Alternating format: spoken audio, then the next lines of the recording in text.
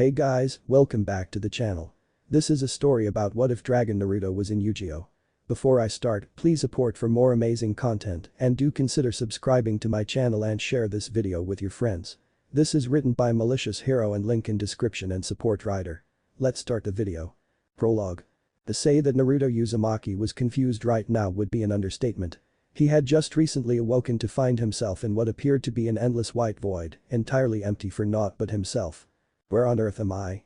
He uttered in slight disbelief as he continued to look around himself. It was then that he noticed that although he felt like he was standing on something solid, the void continued on underneath him. That realization gave him a slight sense of vertigo. Kneeling down with eyes closed, he steadied his breathing and tried to figure out what had happened. Okay, calm down. The last thing I remember was grabbing that insane rabbit chick along with Sasuke to complete the sealing jutsu. Next there was this strange pain in my gut, then nothing. That doesn't tell me where I am or why I'm here. Then perhaps you will allow me to explain. Naruto's eyes snapped open and his head turned to the left so fast it was a surprise he didn't get whiplash. Hovering a few feet away from him, with his legs crossed was an old man with reddish-gray hair, with two bangs lifted upwards like horns. His eyes were showing an active Rinnegan, but on the center of his forehead was a third eye socket containing an functioning Rin Sharingan. He was wearing a monk's robe and carried a Shikujo staff in one hand, laying it across his lap. He was a man long thought to be a myth to the shinobi world. A man Naruto knew all too well. His name was Hagoromo Otsutsuki. The Sage of Six Paths. Old man Sage, what's going on? Where's Sasuke and the others? He asked, concerned for his teammates. Hagoromo let out a long sigh. I'm afraid there's no easy way to put this. Naruto blinked in confusion. What was he talking about? You're dead. Naruto blinked again, then raised a hand to his ears. I'm sorry, I think I misheard you. Did you just say that? He trailed off, unable to finish the question. But you're dead? Yes, I did. Was the solemn reply. Naruto gave it a moment for that fact to sink in. How? He asked quietly, not really sure how to process this fact. Hagoromo raised an eyebrow at this reaction, having expected the knucklehead shinobi to break out in a fit of panic. It appears the reversion process is proceeding more quickly than I imagined. To answer your questions, just as you and Indra's successor completed the sealing jutsu to bind my mother Kagaya, she made one last attempt to hurt you. She skewered both you and Sasuke on a pair of all-killing ash bones. Your other friends are quite safe, given that the infinite Saikomi is no longer in effect. Your sacrifices will never be forgotten. Whilst this did explain how he died, which saddened the now former Jinchuriki, the sage's first statement caught his attention. Reversion process? He asked, now even more confused than he had been earlier. What are you talking about? His eyes narrowing, his look becoming a tad annoyed. The sage merely looked at him with a look of remorse. I do apologize for my actions, Menma, but you will understand what has happened soon enough. Naruto's face lost that look near instantly. Menma. That isn't my name. As soon as he said that though, he felt as if he had said something wrong, as if he had just lied to the sage. Hagoromo shook his head sadly. Yes, it is. Or rather it was your original name. Naruto was starting to get annoyed and angry. Would you stop talking in riddles and tell me what you mean? He grit out. To explain that, the sage replied, I need to explain a bit more about the past of the shinobi world and your true origins. Naruto raised any eyebrow, but nodded at him to continue. As you no doubt already know, my sons Indra and Ashura's fighting left several scars upon the world, more so when I chose Ashura to be my successor. Though looking back, I should have realized that both their ideals.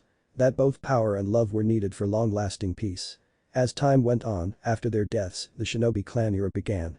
For a time, I hoped that people would eventually realize that fighting each other served no real purpose.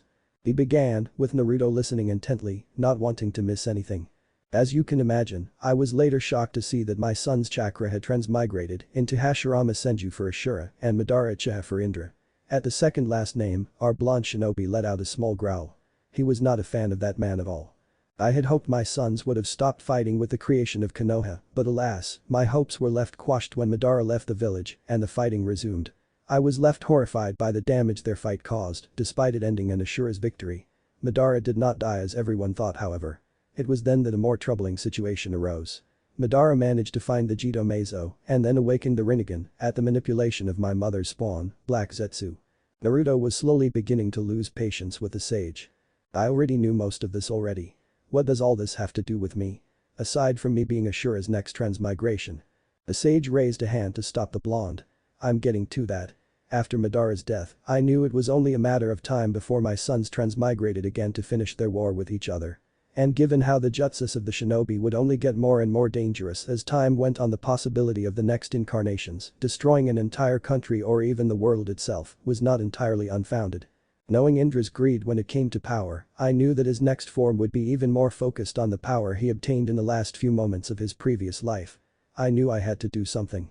I needed to give Ashura's next form a solid foundation in order to possibly end my son's fight. But what was I to do?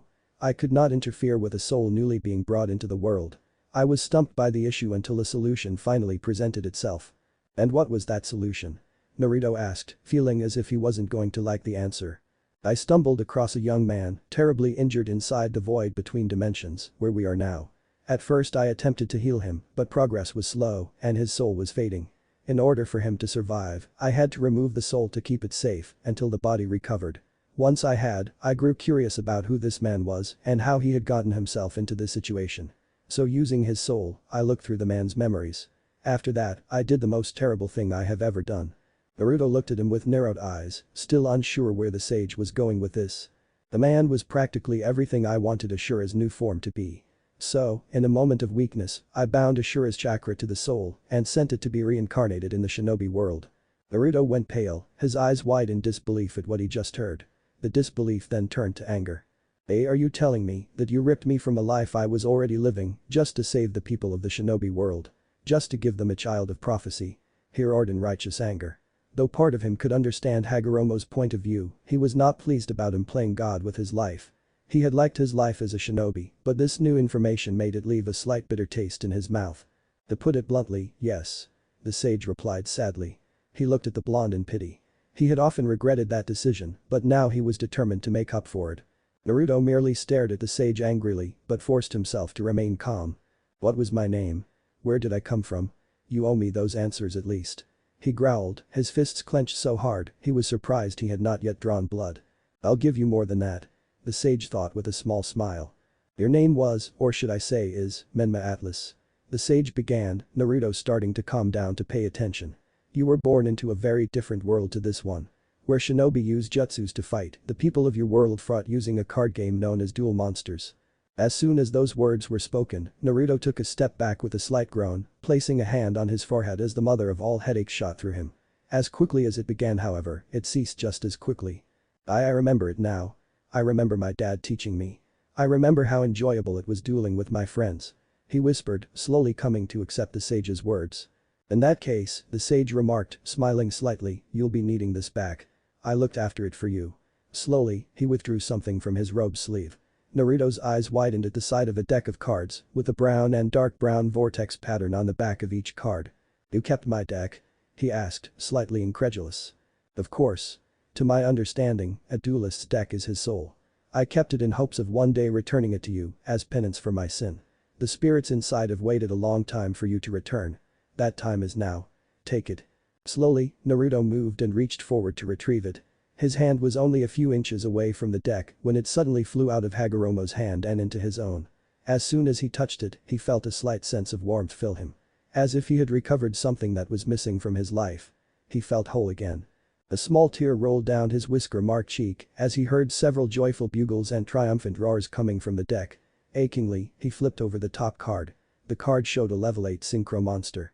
One he knew only too well.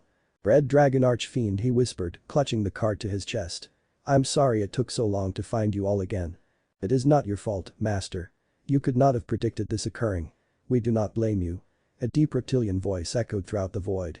Naruto cried for a few moments as his dragon's words sunk in. Indeed. We blame this meddling old man. Another voice spoke up. Naruto turned to see two semi-transparent men standing behind him. The man who spoke was a young brown-haired man with a rather serious expression on his face. He was wearing a long sleeveless white coat with a small silver KC attached to the collar. Under that was a black shirt and pants with extra belts wrapped around his shins and his arms. The other man was spiked blonde-haired, around a similar age to the first. He was dressed mostly in white and gray, wearing a matching long coat, fingerless gloves and boots with dark blue pants. The top part of the jacket, from the middle of his chest to the collar, was folded outward, showing a purple lining. Attached to his ears were monogram A earrings, with a similar emblem embedded on his belt buckle. Naruto's eyes widened at the sight of the two men. partially in disbelief, partially in happiness. "Iba Jack, you're here," he said, utterly overwhelmed by seeing his spiritual teachers again. "Where else would we be?" Jack said with a small laugh. He crossed his arms. Then smiled again. "I may not have been the same Jack Atlas that helped bring you into our world, but I've seen enough to know that I'd be proud of you regardless. You do the Atlas name proud." Naruto gave a small smile at his words. "That's enough reunion time." Kaiba cut in before he could break down completely. He then turned to look at Hagoromo. "Have you told him what else is happening?" "Thank you for reminding me," the sage remarked before turning back to Naruto. "Naruto, you now have a choice. You can return to your former life with your deck and your old body now healed, but only if you want to." Naruto was silent for a moment as he processed the offer. "What will happen to my friends? If you choose to return to your previous life, I will explain the situation to them. Life will return to normal for them. You on the other hand would die truly and enter the Shinigami's realm. Now what is your choice?" "Are you kidding me? Of course I'll go back," he said. "Sure, I'll miss my friends and family here, but I can finally live how I was meant to again. I lived too long under that prophecy. I would like a chance to live." Both Kaiba and Jack gave triumphant smirks toward the sage, who merely nodded in understanding. "Bear in mind that I did make some changes to your old body. You'll still be able to use chakra, but your reserves will be nowhere near as high as your shinobi self." "Thank you, old man sage." Hagoromo raised a hand to stop him. "Do not thank me. I cannot take back what I did to you. I merely hope this will make it so that we can be at least civil with one another." "I understand." Naruto nodded. The sage then snapped his fingers. "I almost forgot. Someone else will also be accompanying you." "Who would?" Before Naruto could finish asking who he meant, a small head popped out of Hagoromo's robe. A small fox head with rabbit-like ears. Naruto gave a small gasp as the small creature darted out and raced up so that it was now perched on Naruto's left shoulder. "Who else, Kit?" chuckled a much smaller Kurama, his 9 tails flowing out behind him. "Kurama? That you, buddy? All 9 tails of me? I couldn't just let you go like that. The old man fixed me up, so I'm whole again." "Well, that and he shrunk me down a bit." Kurama trailed off at that, a little embarrassed at his current size compared to his previous one. "He wouldn't dream of leaving you," Hagoromo remarked, happy that his creation, one so full of hate, finally had found someone to call a friend. "Take care of each other, you two." "You got it, old man," Naruto exclaimed, his fox-like grin on his face. "I'll be sure to keep this idiot out of trouble." "You keep me out of trouble? Just who exactly had to keep your furry self out of the Akatsuki's hands?" Just like that, the pair began friendly bickering. "When you're done, we'll see you on the other side," said Kaiba, having quite enough of the minor argument, raising a hand in farewell at the group. Jack gave a small nod before the pair faded away. "One last thing before you go," the sage said quickly. "Your old life's memories may still be a little fragmented from the restoration process, but they should restore themselves in time." The large blue glowing ellipse shape began forming not too far from where the pair were talking. Naruto turned to look at it as the sage gestured toward it. "It is time, Naruto Uzumaki. Go forth and live." Naruto turned and began walking toward the now fully formed portal. "So what will you do now? I don't think you can become Hokage in this place." Kurama asked curiously, wondering what his former container had planned. Naruto paused in his step, the fact hitting him a little close to home. He had wanted to be Hokage for so long. Now that dream was forever beyond his reach. What would he do with his new life? What would his dream be? After a moment of thought, he smirked. "I may not be able to become Hokage, but I'll be the best damn duelist this world has ever seen. And I never go back on my word, that is my ninja way." Kurama gave a fanged grin at the blonde's words. "Then let's show them what we're made of, Kit." With that, he resumed his walk to the portal, only to pause again as he was about to step through. The reason being that the sage had spoke his final words to him. "Good luck, Naruto Uzumaki." Hagoromo could not see Naruto's face, was uncertain to his reaction. He got his answer when Naruto lifted his left arm and gave a thumbs up. And with that arm still raised, he stepped through, both he and Kurama never to be seen by the shinobi world again. The sage watched the portal as it closed. "Yes, good luck indeed, Ultima Yatsulkin, the Crimson Dragon." With that, he faded away, leaving the void empty once more. Chapter 1. Arrival. Roar, red dragons. Sunlight pierced Naruto's eyelids as he slowly awoke. After entering that portal, he had seen black. With a groan, he stirred, rubbing his eyes as he slowly sat up. "About time you got up, brat."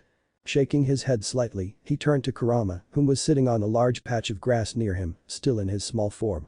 Looking around, Naruto found that it appeared that he had been deposited in a park of some sort, with him having been lying on a metal park bench. There were a few trees spread out around them, and the path the bench was next to seemed to lead to a fountain that he could see in the distance. From the looks of things, it was in the early hours of the morning, as the sun was only a little over the horizon and there were no other people in sight. Naruto swung his legs off the bench to get up, only to knock over a bag that had been leaning on it. Huh? What's this? He muttered, reaching down to pick it up. It was a black medium-sized canvas bag, the top closed by the thin cords that made up the straps. No idea. I just found it lying there. Kurama shrugged, equally curious as he padded over to the bench. By the way, nice look, Brad.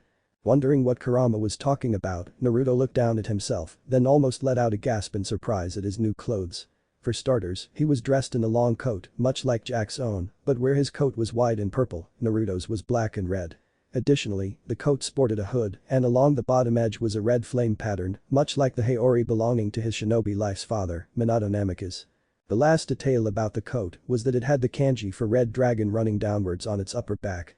Next was an orange sleeveless t-shirt, black pants and red boots. Around his waist and wrapped around the coat was a red belt with a circular black buckle, which had a strange red symbol emblazoned on it.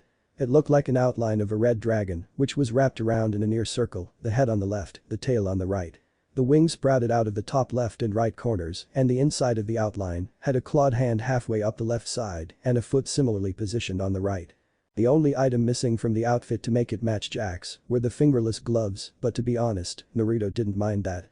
His attention was drawn to a small pendant around his neck. It was a long, thin red gem attached at the top in two places to a cord that connected it to the chain wrapped around his neck. If it wasn't for the color, Naruto would have sworn it was the same gem he had won off Tsunade in the shinobi world. But that was impossible, considering Kurama had destroyed that jewel in a rampage when Pain had attacked Konoha. Wow, he blinked at it in slight awe. Not bad at all, right? Of course, I wasn't just talking about the clothes. Curious, with the bag still in hand, Naruto jogged down the path to the fountain, the fox chasing after him with a slight laugh. Once there, he leaned slightly over the edge to get a look at his reflection. His hairstyle had altered to now resemble Jack's own, but he still retained the same hair color as his shinobi self. The only other difference was that his face had thinned slightly. His eyes and whisker marks had remained the same. Whoever designed that outfit clearly had good taste. Jack stated, suddenly appearing right next to him. Naruto jumped slightly, having not expected either him or Kaiba to appear at that moment, almost falling into the fountain. Kurama wasn't much better, tumbling onto his back in surprise. Oh?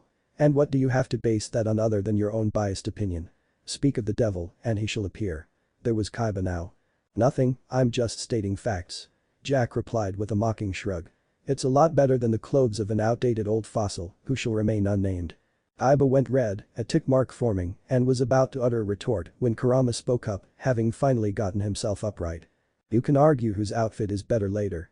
We have more important things to do than standing here bickering. Thank you, Kurama, Naruto muttered, massaging his forehead as he did so. He just knew that the fox's intervention had prevented a massive headache. That's enough, you two, he's right. The spiritual pair merely glared at each other briefly before turning away in a slight huff. Kaiba then locked eyes with Naruto. Before we go any further, I believe it best we reacquaint you with the rules of Duel Monsters. Regardless of you remembering some of what this idiot's counterpart, Jack let out an OI. At that, glaring at his co-teacher, has taught you, I don't want to leave anything to chance. If you're going to represent us, you better be able to walk the walk. I refuse to have an incompetent protege.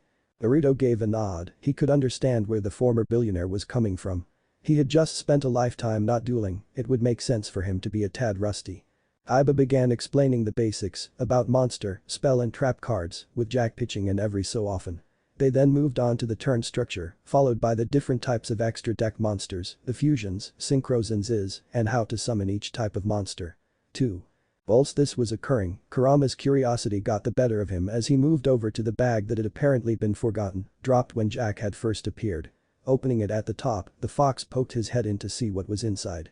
Inside was a red electrical device, about the size of a forearm with a screen on top, that Kurama supposed was this dual disc device he kept on hearing about from the other three during their small lecture. There was also a small book, however he couldn't make out the title. Finally, there were two other items that caught his eye.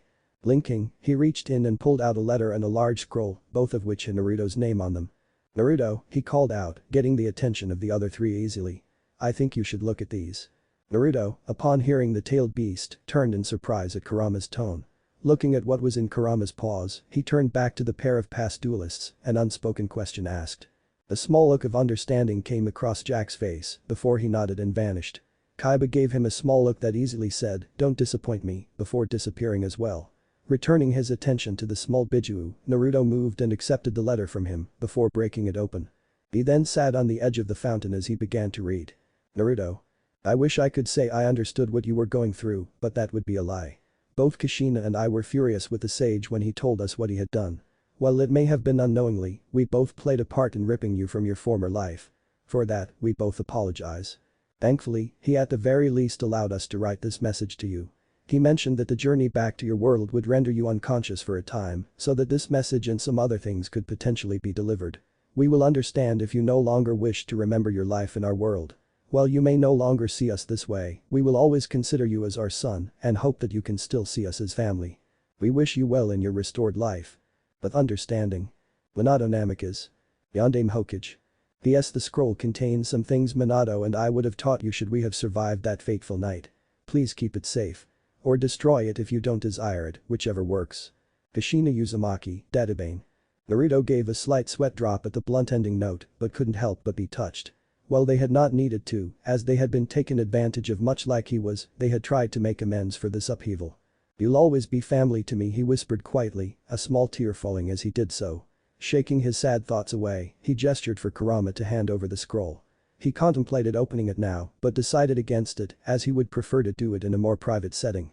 Especially since he could now see a few people walking along the paths around the park now. But that, he replaced the scroll in the bag, then looked contemplative. Something on your mind? Kurama asked softly, not wanting to be heard by a potential passerby. You could say that, was the reply. I've gone so long being called Naruto that it'd be weird to use my old name. At the same time though, I want to accept both lives as a part of me. I'm trying to figure out what to call myself now. Kurama gave a slight shrug as he let his container think it over. It sounded reasonable to him. After a moment, Naruto smirked as he came to a decision. Pulling his dual disc out of the bag, he turned on the screen, then accessed the settings app to check if the disc was registered under a name yet. It wasn't. Smiling, he typed a name in. Naruto Atlas Uzumaki. Chuckling a bit, he returned the disc to his bag and then slung it over his shoulder. Gesturing for Kurama to hop on his shoulder, he stood up. Once his furry companion was in place, he began walking, eager to see this new place. You do realize we can think to each other? The old man made a new mental link between us. Naruto face planted. He waited until now to mention that. Several hours later. Naruto's eye twitched as he once again had to take to the rooftops in order to avoid being spotted. Turned out that people his age were expected to go to school in this world. And unless someone gave him a really good reason, it would be a cold day in hell before he attended a civilian high school. Grumbling in slight annoyance, he opened his bag to let Kurama out for a bit. They had quickly realized that Kurama wasn't a typical animal native to this world. As a result, the fox had been forced to hide inside Naruto's bag so as to not possibly cause a scene. Whilst the Nine Tails could accept that logic, part of him still felt that Naruto was also using it as a form of payback against him for keeping their new mental link a secret for a laugh. Particularly considering that the bag was quite uncomfortable for him. Erg. I thought I'd never get out of that death trap. The fox muttered, stretching his limbs and tails out as he did so. Oh, come off it, you know we can't let people see you, they'd freak out. At the moment, I'd take a freak out than going back in there. Kurama shot back, eyeing the bag with distaste. Naruto shook his head at the fox's antics, then moved to the edge of the building they were on to get an idea of where they were. From what the pair could tell, they were in a place called Paradise City. Looking down, he could see a large building complex set out across from him. In the courtyard out front, he could see people his age walking out with bags in hand or over their shoulders, all dressed in a uniform of sorts. He slumped in slight annoyance. The one place I try to avoid is the same place I end up locating. What are the odds? Beats me, brat. Kurama shrugged. Suddenly a loud smack filled the air. But not as much as he's getting beaten. Naruto blinked in slight surprise. Down in the courtyard, a boy's face had just been introduced to the ground after getting walloped in the back of the head by a girl standing behind him. The girl had dark pink hair held up into pigtails with circular pins, blue eyes, and was dressed in the girl's school uniform. Clutched in her hand was a paper fan, which Naruto supposed was what she had used to hit the boy. She had a rather angry look on her face. Naruto rubbed his eyes. Oh, dear Kami, there's this world's version of Sakura. I wouldn't go that far. I don't see anyone that she's fawning over. Kurama remarked, having not liked the pink-haired medic in the slightest.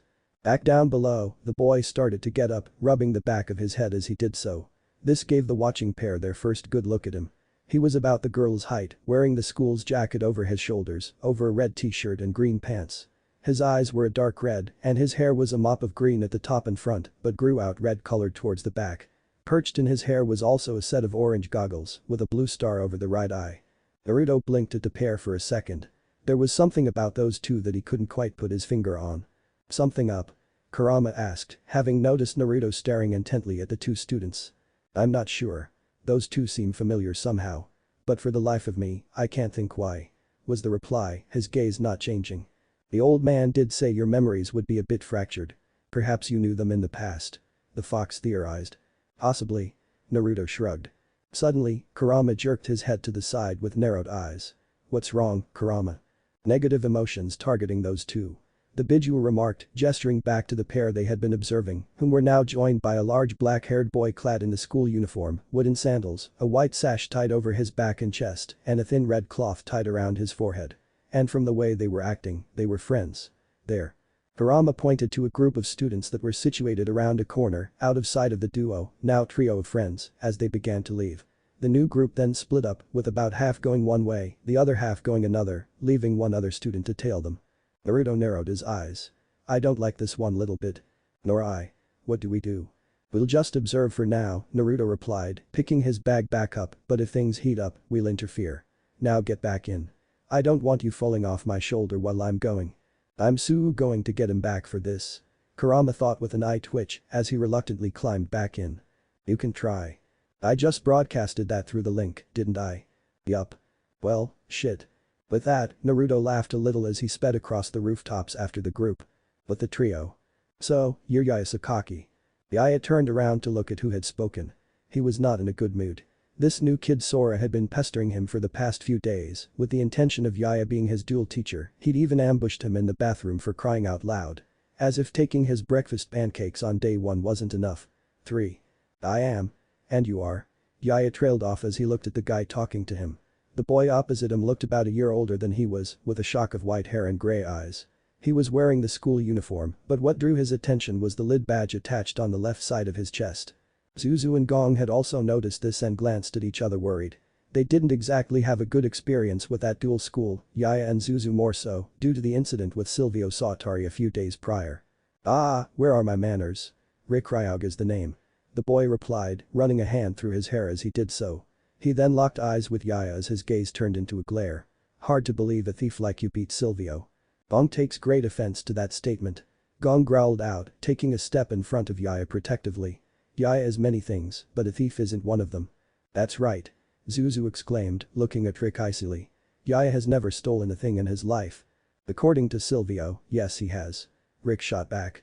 "He told us that after your duel with him, this thief stole 2 prototype cards that Silvio was testing for the president." The trio of friends gawked at that statement. "That's a lie," Yaya uttered in complete disbelief at Silvio's goal. "I didn't steal them, the cards were mine to begin with. Silvio snatched them from me before the duel began." "That's right," Zuzu nodded, backing her friend up. "If anyone's the thief, it's Silvio." "So, you're not only a thief, but a liar too?" Rick asked rhetorically, tilting his head at them in a mocking manner. He closed his eyes and shrugged. "I guess I shouldn't have expected anything less from the son of the coward, Yugioh Sakaki," he added mockingly. Gong had to hold Yaya back from attacking Rick at that statement as Zuzu let out a growl, close to pulling out her paper fan and pummeling this jerk into the ground with it. "My father was no coward. He was the best duel tainer ever and I won't let anyone tarnish his name like that," Yaya shot back in a tone that was most uncharacteristic to the usually happy duelist. Temper, I'm just stating facts. Your father ran away from Sledgehammer, ergo he was a coward." Rick remained unperturbed at Yaya continued struggle to get out of Gong's grip. His face then turned serious. "But enough about that." Raising his left hand, he snapped his fingers. The trio looked around as more male-led students emerged from hiding around the street they had just been walking along, from in front and behind them. They were completely surrounded. "Gong has a bad feeling about this," the large boy whispered to the others, worriedly, his head darting from side to side, taking in the number of lid students there. Yaya and Zuzu could only nod in agreement with wide eyes. Not far away, just around the street corner, was the short form of the light blue-haired boy, Sora, his trademark lollipop in his right hand. "Well, this is a predicament," he muttered, blinking rapidly. He'd been following Yaya's group for a while now, hoping to try and convince Yaya to be his teacher again, only to stumble across this mess. Suddenly a shadow crossed overhead, then was gone. Sora's head shot up and was confused when he saw nothing there. Thinking he must have imagined it, he turned back to the situation at hand, shaking his head as he did so. Back with Yaya and co, things weren't looking so good. Alright, Yaya, here's the deal. Your victory over Silvio, being the student of a second-rate duel school, has tarnished our school's honor and reputation. At that statement, Zuzu snorted in slight incredulity. You and I are going to duel. If I win, I get to take back the cards you stole from Silvio, plus something extra. You win, we walk away. Yaya didn't like the way that was worded. What do you mean by something extra? He asked with narrowed eyes, only to wish he hadn't when Rick's eyes briefly flickered over to Zuzu. He paled in understanding, as did Gong, who looked at Rick in pure loathing. He was about to give the guy a piece of his mind when someone else beat him to it. I think you'll find that the lady isn't a prize to be won, you sick bastard. An unknown voice rang out. Who said that? Rick shouted, looking around to find the source of the voice. And he wasn't the only one. And find me? I'm up here. All eyes turned to a nearby roof at that. There, crouched on the rooftop, was Naruto, his eyes narrowed at Rick with disdain. Standing up, he flipped off the roof, landing in a crouch between Rick and the group of three, surprising all observers with his agility. If there's one thing I can't stand, it's people who treat others like objects. Though I think you may be even worse. Naruto remarked, slowly getting up. Now, I'm in a good mood for the moment, but it's slowly turning sour, so why don't you take your insults, perversions and boydoys elsewhere before I really get mad? The question's full wording sunk in, leaving Rick spluttering, Zuzu looking at Rick in disgust, having finally realized what he meant earlier, Yaya snickering at Rick's reaction, and Gong looking a little green. And judging from the other lid students' reactions, they weren't comfortable with that notion either. Back with Sora, he had heard the whole thing and was doing his best not to burst out laughing. It was becoming a losing battle. Rick snarled, his face red in rage and humiliation. Forget Sakaki, I'll deal with you first. I'll teach you to disrespect me. With that he slammed his dual disc onto his arm, activating it at the same time. Hard not to, you make it so easy. Naruto shot back, his cheeky grin never leaving his face. Like Rick, he prepared his disc, slotting his deck into place as he did so. When the crimson red blade came to life, he passed his bag behind him to Gong. You mind, big guy? Gong looked confused for a moment before taking the bag from him. Not at all. Gong only wishes for this guy to get what he deserves. The only thing I deserve is to be shut up. Seriously, you're giving us all headaches with all your shouting. Naruto mock groaned, rubbing his ear as he did so. This earned a few laughs from their audience. As Rick roared in rage, the scene was set. Duel. Naruto LP. 4000, H. 5 Rick LP. 4000, H. 5. I'll teach you a lesson, peasant. I'm going first, and to start, I'll activate the continuous spell card, Infernity Launcher. Rick growled. With it, I can send one Infernity monster from my hand to the grave once per turn. And I'll think that I'll use that ability right now by sending this monster to my grave. At this point, Jack's voice rang out in Naruto's head. The Infernity monsters. Wow, that takes me back. Huh? You know that archetype, Jack? Naruto thought back, curiously. I do. My old friend, Callan Kessler, used them after we had fallen a bit out of contact, so to speak. If you're both done talking, the enemy is making another move. Came Kaiba's sharp tone. Naruto turned his attention back to his opponent. Rick then selected a card and placed it on his disc's monster's own. Next I summon Infernity Necromancer. A skeletal-like demon appeared, clad in a purple robe, and bore a shock of green hair from its skull. It instantly took an E. Def. 2000. Its ability makes it switch to defense mode when it's summoned. Next, I place a face down and end my turn. Your move, Blondie. He spat the final word like an insult. Rick H. 1. You're right for once. It is my turn. Naruto shot back at Rick, drawing as he did so. Adding the drawn card to his hand, he took a brief glance over it. Alright, now we get to see what this guy has. Yaya commented, making sure to keep an eye on the duel and on the people around him. He didn't trust the other lid students to not pull anything while the duel went on. Here's hoping he shows no mercy, Zuzu muttered darkly as Yaya and Gong edged away from her a bit. They honestly couldn't blame her for that reaction. Naruto looked back at Rick. Okay, from my understanding, for an Infernity deck like yours to work, you need to have no cards in your hand. Personally, I like a larger hand as it gives me more options. And I think I'll improve those options with the spell Graceful Charity. Naruto stated, sliding the card into his disc slot. This allows me to. I know what it does, you idiot. It allows you to draw 3 cards, but you have to discard 2 cards the grave straight after that. Rick interrupted, having cooled down a bit. I'm an elite student of lit. I know a lot about cards. If by elite you mean you're a snob and are rather rude, then yes, I'd agree with you. Naruto muttered, drawing his 3 cards. After a few seconds weighing his options, he selected 2 cards to discard. And if there are no further interruptions, I'll summon a monster of my own. Come out, Red Dragon Swift Wing. Red Dragon Swift Wing. Level 4. ATR. Wind. ATK. 1400. Def. 1200. Type. Dragon Effect. Effect. If you summon this card from your hand, you can special summon another level 4 or lower monster with red dragon in its name from your hand. In a flash of red, a medium-sized dragon with yellow eyes, red scales and a brown underbelly appeared on the field. Judging from its looks, it was mainly built for speed, with its wings drawn, ready for takeoff. ATK. 1400. Red Dragon? Zuzu questioned curiously. I've never heard of that kind of card before. I don't recognize it either, but it looks cool. Yai remarked, eyeing Naruto's creature in slight awe. Gong likes it too. I can see a fire in its eyes. Gong agreed, nodding his head at his smaller friend, still not noticing that Naruto's bag appeared to be squirming. A distance away, Sora was also watching keenly. This is getting interesting. I wonder what else the new guy has up his sleeve. What's the point of that? That card has no chance of getting past my necromancer's defense. Typical amateur. Rick smirked. The point is that I'm not done. Naruto replied with a grin of his own. When Swift Wing is summoned, his ability allows me to summon another red dragon monster from my hand, provided that it's level 4 or lower. So, I now summon Red Dragon Fang Drake. Red Dragon Fang Drake. Level 4. ATR. Earth. ATK. 1600. Def. 1400.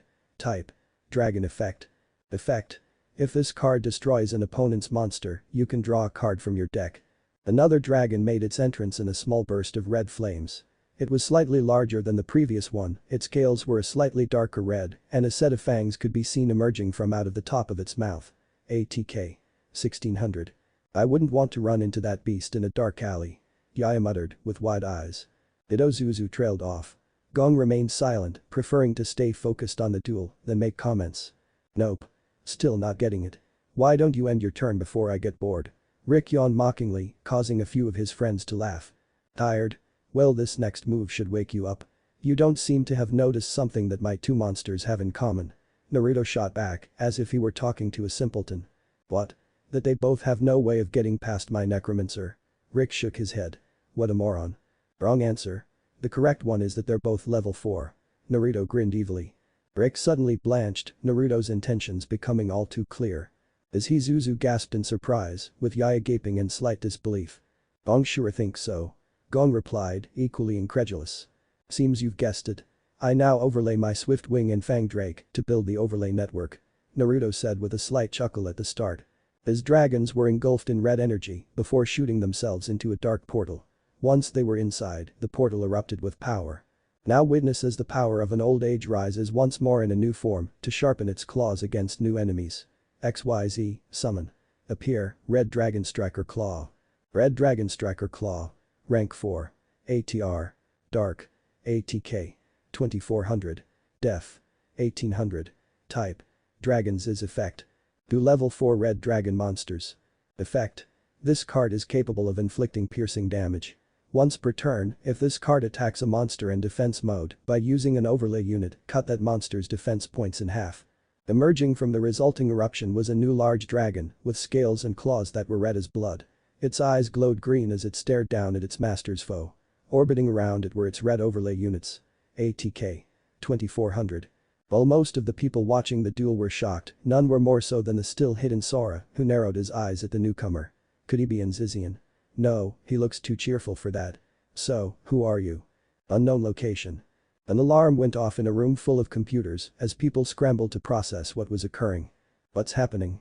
A supervisor called out. Sir. We've detected a rather strong surge of summon energy. A female employee replied. Do we have an identification on the type of energy?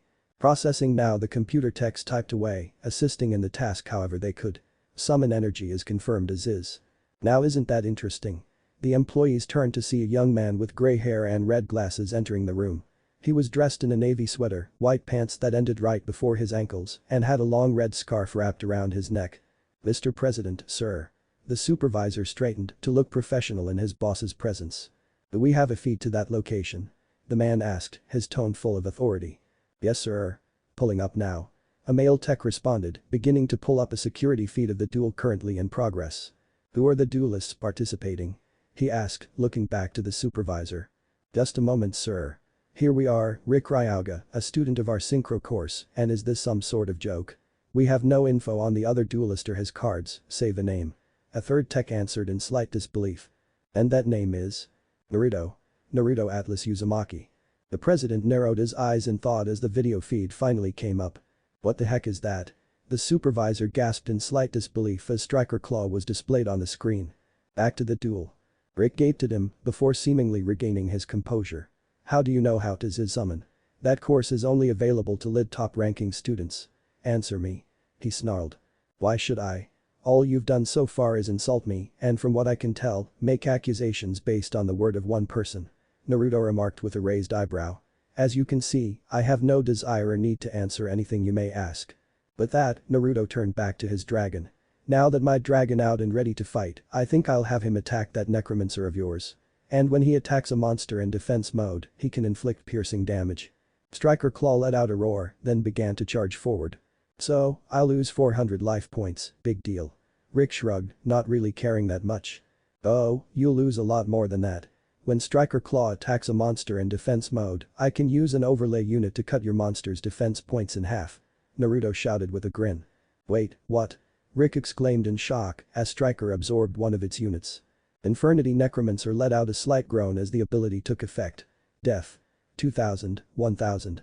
Striker Claw ran forward and thrust one of its arms into the demon, its claws entering the chest and then exiting out of the creature's back as it exploded. Rick raised his arms to protect himself from the backlash, skidding back a bit as a result. Rick LP.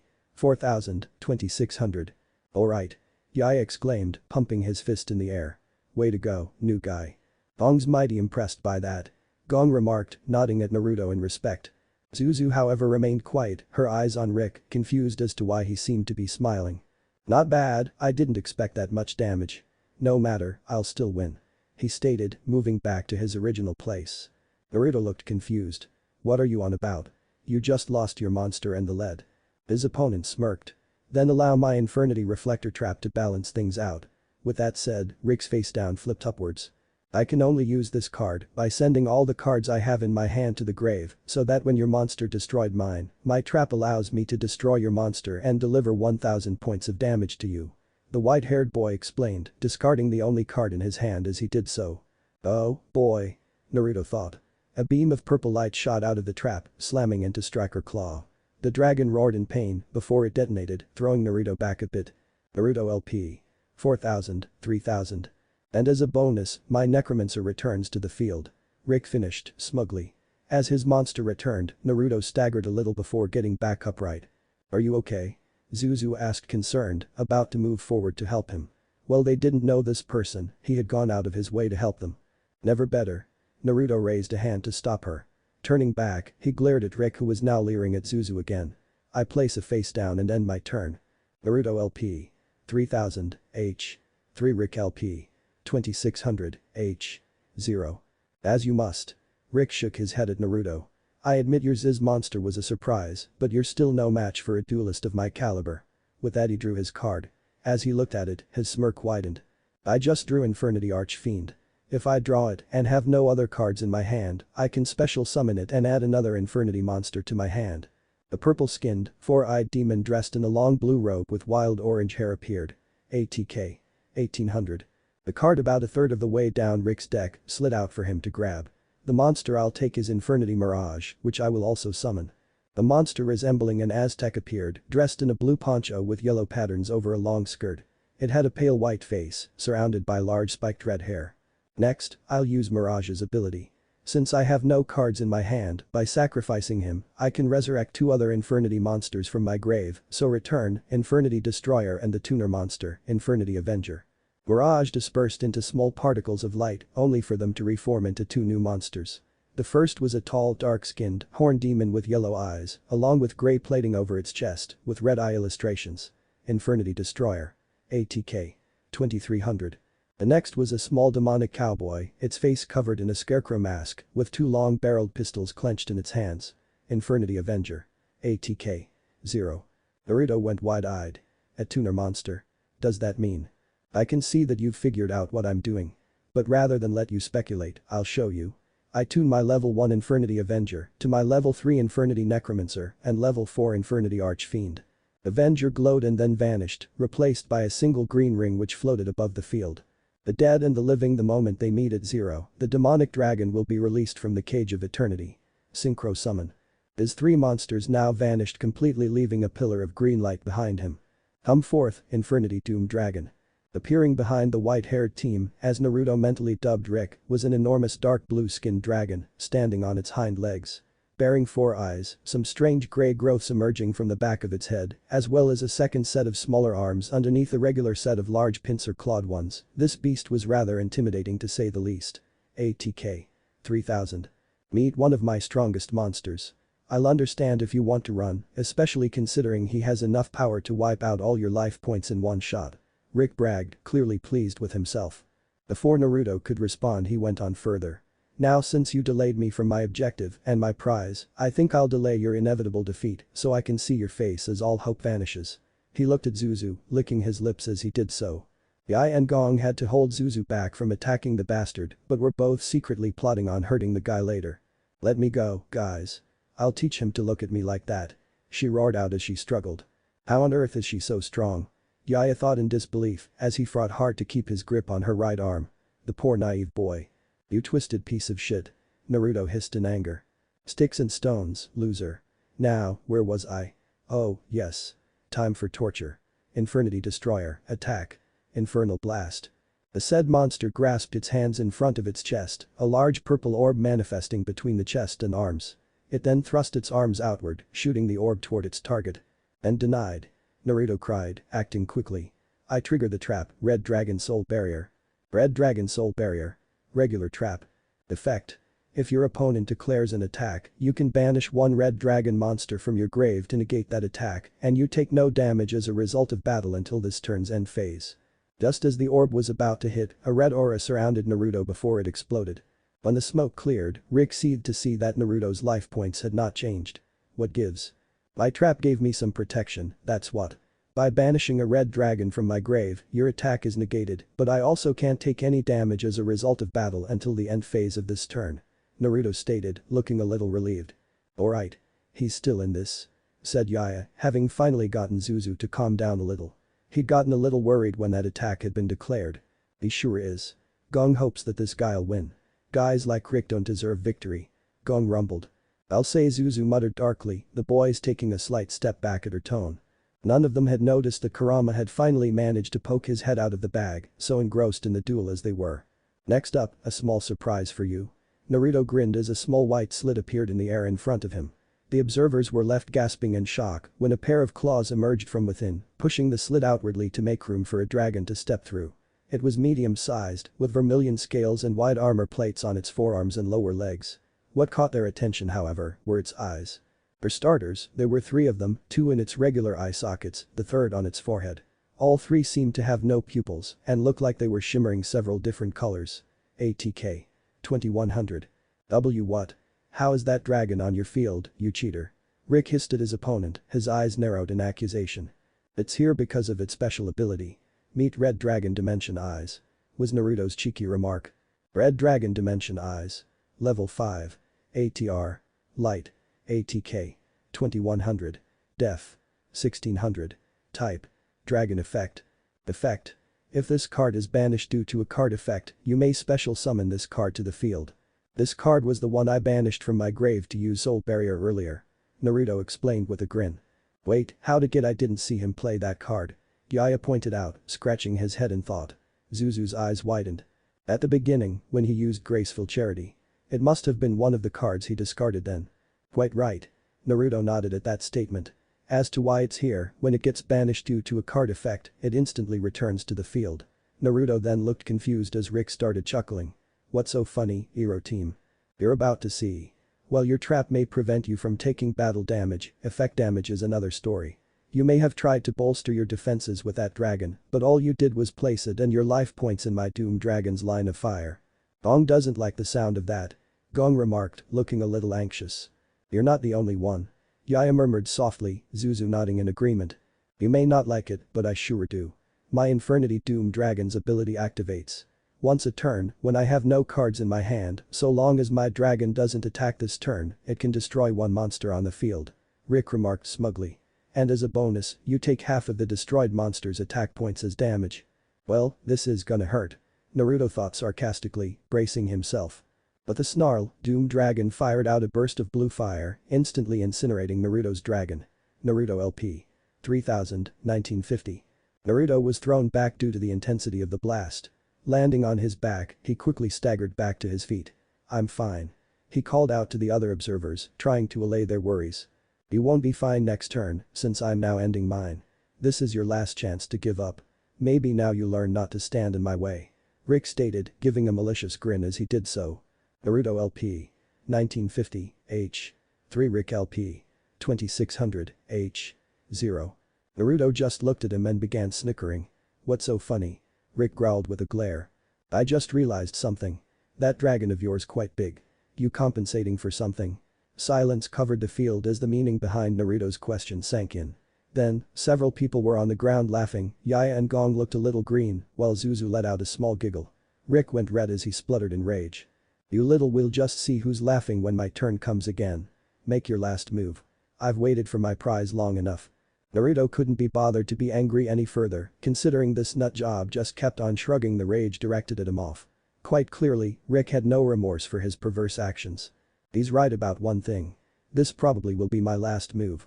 I only have 3 monsters in my hand, but I'm only capable of summoning one at the moment. As Naruto was left to his thoughts, he failed to notice his pendant begin to swing on its chain, or that it was starting to glow brighter. He didn't notice, but Yaya did when his own pendulum started doing the same thing. Hey, what's going? He cried out in surprise. My turn. Yaya's musing was interrupted as Naruto drew back his right arm to his right side, placing his left hand on the top card of his deck. Draw. He drew the card, nearly bringing his card to his far left in the process, as well as causing a small shockwave from the speed of his draw. The glowing got brighter, Naruto finally realizing it, as most turned their eyes away from the intensity. Finally, it died down, but once it had, Naruto was left looking at his cards in surprise. Are you going to make a move or are you just going to give up? Rick mocked, though secretly he was trying to figure out what the heck that glow was. Naruto looked at him with a blank expression before one of determination filled his face. Why don't you give up on trying to make me give up? He retorted dryly. He then showed the card he just drew. I activate the spell, Red Dragon Resources. Red Dragon Resources. Type. Regular spell. Effect. Banish 1 red dragon monster in your grave. For every 2 levels that monster had, draw 1 card from your deck. Thanks to this spell, I can banish a red dragon in my grave to draw another card for every 2 levels that monster had. And I think I'll banish my Dimension Eyes again. Naruto explained, with a small smile. But that'll just Rick gaped in slight realization. Yep. It'll come right back to my field. And since it was a level 5 monster, my spell lets me draw another 2 cards. Naruto did so as his dragon returned from the void again. Naruto H. 5. And now it's time to tip the scales back in my favor. Naruto gave his foxy grin. In this case, I mean it quite literally. Because with a scale 1 red dragon Tinavern and scale 10 red dragon Gigadrake, I set the pendulum scale. With that he slammed a pair of cards on the opposite sides of his disc, causing the word pendulum to flash across the disc's blade, each letter being a different color. Red Dragon Tinavern. Level 2. Scale 1. ATR. Dark. ATK. 800. Def. 600. Type. Dragon Pendulum Effect. Pendulum Effect. Once per turn, you can select 1 red dragon monster on your field. Decrease its level by 1. Effect. This card can attack directly. After this card successfully attacks, change this card to defense mode. Red Dragon Gigadrake. Level 7. Scale 10. ATR. Dark. ATK. 2600. Def. 1800. Type. Dragon Pendulum Effect. Pendulum Effect. Once per turn, you can select 1 red dragon monster on your field. Increase its level by 1. Effect. If this card is on the field, your opponent cannot attack other red dragon monsters other than this card. As soon as he said those words, Yaya's mouth went the way of the penny as it dropped in realization. No way, he whispered, shaking his head in denial. He isn't. He is. Zuzu gasped, as Gong was simply staring wide-eyed at this new duelist. Two light blue pillars erupted from the ground on either side of Naruto. Contained in the one on the left was a small red wyvern with green eyes, its scales shimmering in the light. Underneath it was a gothic number 1. The other pillar contained a much larger, scarlet-scaled bipedal beast with yellow eyes, its clawed arms crossed in front of it as it snarled. Beneath it formed a gothic 10. In between the pillars, a large holographic version of Naruto's pendant could be seen, slightly drifting to and fro. "What are you?" Rick gaped in confusion, not expecting this occurrence at all. "The preparations are complete. Time for my pendant to swing. With a scale set like this, I can summon monsters level 2 through 9, all at the same time," Naruto exclaimed, his grin never leaving his face. With that, the pendant began swinging in wider arcs. "My dragons are ready to rip into battle." With that, a circular portal opened up near the pendant, out of which 2 streams of light were spat out. First up is Red Dragon Twin-Tone Pendulum Dragon. Red Dragon Twin-Tone Pendulum Dragon. Level 7. Scale 4. ATR. Fire. ATK. 2500. Def. 2000. Type. Dragon Pendulum Effect. Pendulum Effect. As long as this card remains in the pendulum scale, when a red dragon monster destroys a monster as a result of battle, it gains 500 attack points. Effect. If this card destroys a monster as a result of battle, inflict half of the destroyed monster's attack or defense points, whichever is higher, as damage to the opponent. Emerging from the first stream of light was a dragon that resembled Odd Eye's pendulum dragon, but it was different. For starters, its eyes were both green. The scales along the top of the dragon were a darker shade of red that quickly changed to a green scaled underbelly. Also, the horns and spires growing from its sides were a murky black. And bringing up the rear is Red Dragon Draco Resonator. Red Dragon Draco Resonator. Level 3. Scale 2. ATR. Dark. ATK. 1300. Def. 300. Type. Dragon Pendulum Tuner Effect. Pendulum Effect. Once per turn, if a pendulum monster would be destroyed, negate the destruction. Effect. Once per turn, this card cannot be destroyed as a result of battle. The second creature to appear was a smaller one. It had a red bone helm on its head, covering most of its face, save its red eyes and a creepy grin, small red wings protruding from under the torn black robes that covered its lower body. Clutched in its clawed hands were a tuning fork and a rod of equal length. "He did it," Yaya stated in slight defeat. "How? I thought pendulum summoning was something that was unique to me, but this guy can now do it too. And that card, it looks just like my Odd Eyes. What's going on? He can pendulum summon. Who is this guy?" Zuzu asked. Gong doesn't know. But he does know that this guy will have some questions to answer later. Gong muttered with narrowed eyes. "And trust me, you'll get some answers," Naruto called to him. "As soon as I figure out how I did that myself." Unknown location. Did he just? The supervisor asked in utter disbelief. Most of the room had gone quiet when Naruto had pendulum summoned. "Indeed, he did." The young president responded calmly, pushing his glasses up as he did so. "I was under the impression that only Yasukaki could pendulum summon at this point." "Sir, that. Not now. Record all summon energy spikes that occur during this duel and inform me of their energy readings after the duel is over." "Yes, sir." With that, the president turned back to the duel. "Now what else do you have in store for us, I wonder?" "Duel site." Rick was left with a look of anger. "So, you learned Sakaki's pendulum summon method, big deal. None of them can get past my doomed dragon." He smirked mockingly as he finished speaking. "Who said I was done? I'm about to kick this duel into overdrive." Naruto shot back. "Oh, and how pray tell do you intend to do that?" "But this guy." Naruto pointed at Draco Resonator. "Draco Resonator. My pendulum tuner monster." "Pendulum tuner?" was the shocked thought of all the people watching. Even Sora watching from afar went wide-eyed. "You can't mean?" Rick gasped in shock, unknowingly voicing all their thoughts. "Oh, I do." Naruto smirked triumphantly. "I tune my level 3 Draco Resonator with my level 5 Dimension Eyes." With a mad cackle, Draco Resonator clanged the rod against its tuning fork, dispersing into 3 green rings. As Dimension Eyes entered them, Naruto began another chant. A chant he had been longing to perform for so long. "The ruler's heartbeats will now file through here. Take witness to its creation-shaking power. Synchro summon. My very soul, Red Dragon Archfiend." A pillar of fire erupted from the ground behind Naruto. Inside, 2 red eyes snapped open, glaring at Rick and his monsters with rage. The fire dispersed, revealing Naruto's ace monster in all his glory. ATK. 3000. "It's good to fight with you again, old friend." Naruto thought, a little caught up in his emotions. Naruto received no verbal answer but rather felt a feeling of content from the dragon. A feeling of belonging. That his proper place was by his master's side. Their shock wearing off, most of the audience were looking at the new dragon in awe. Yaya and Zuzu in particular. It was hard to explain, but they could somehow feel the power the dragon was releasing.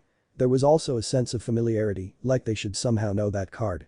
Gong on the other hand was more speechless at the fact that Naruto could perform 3 extra deck summon methods.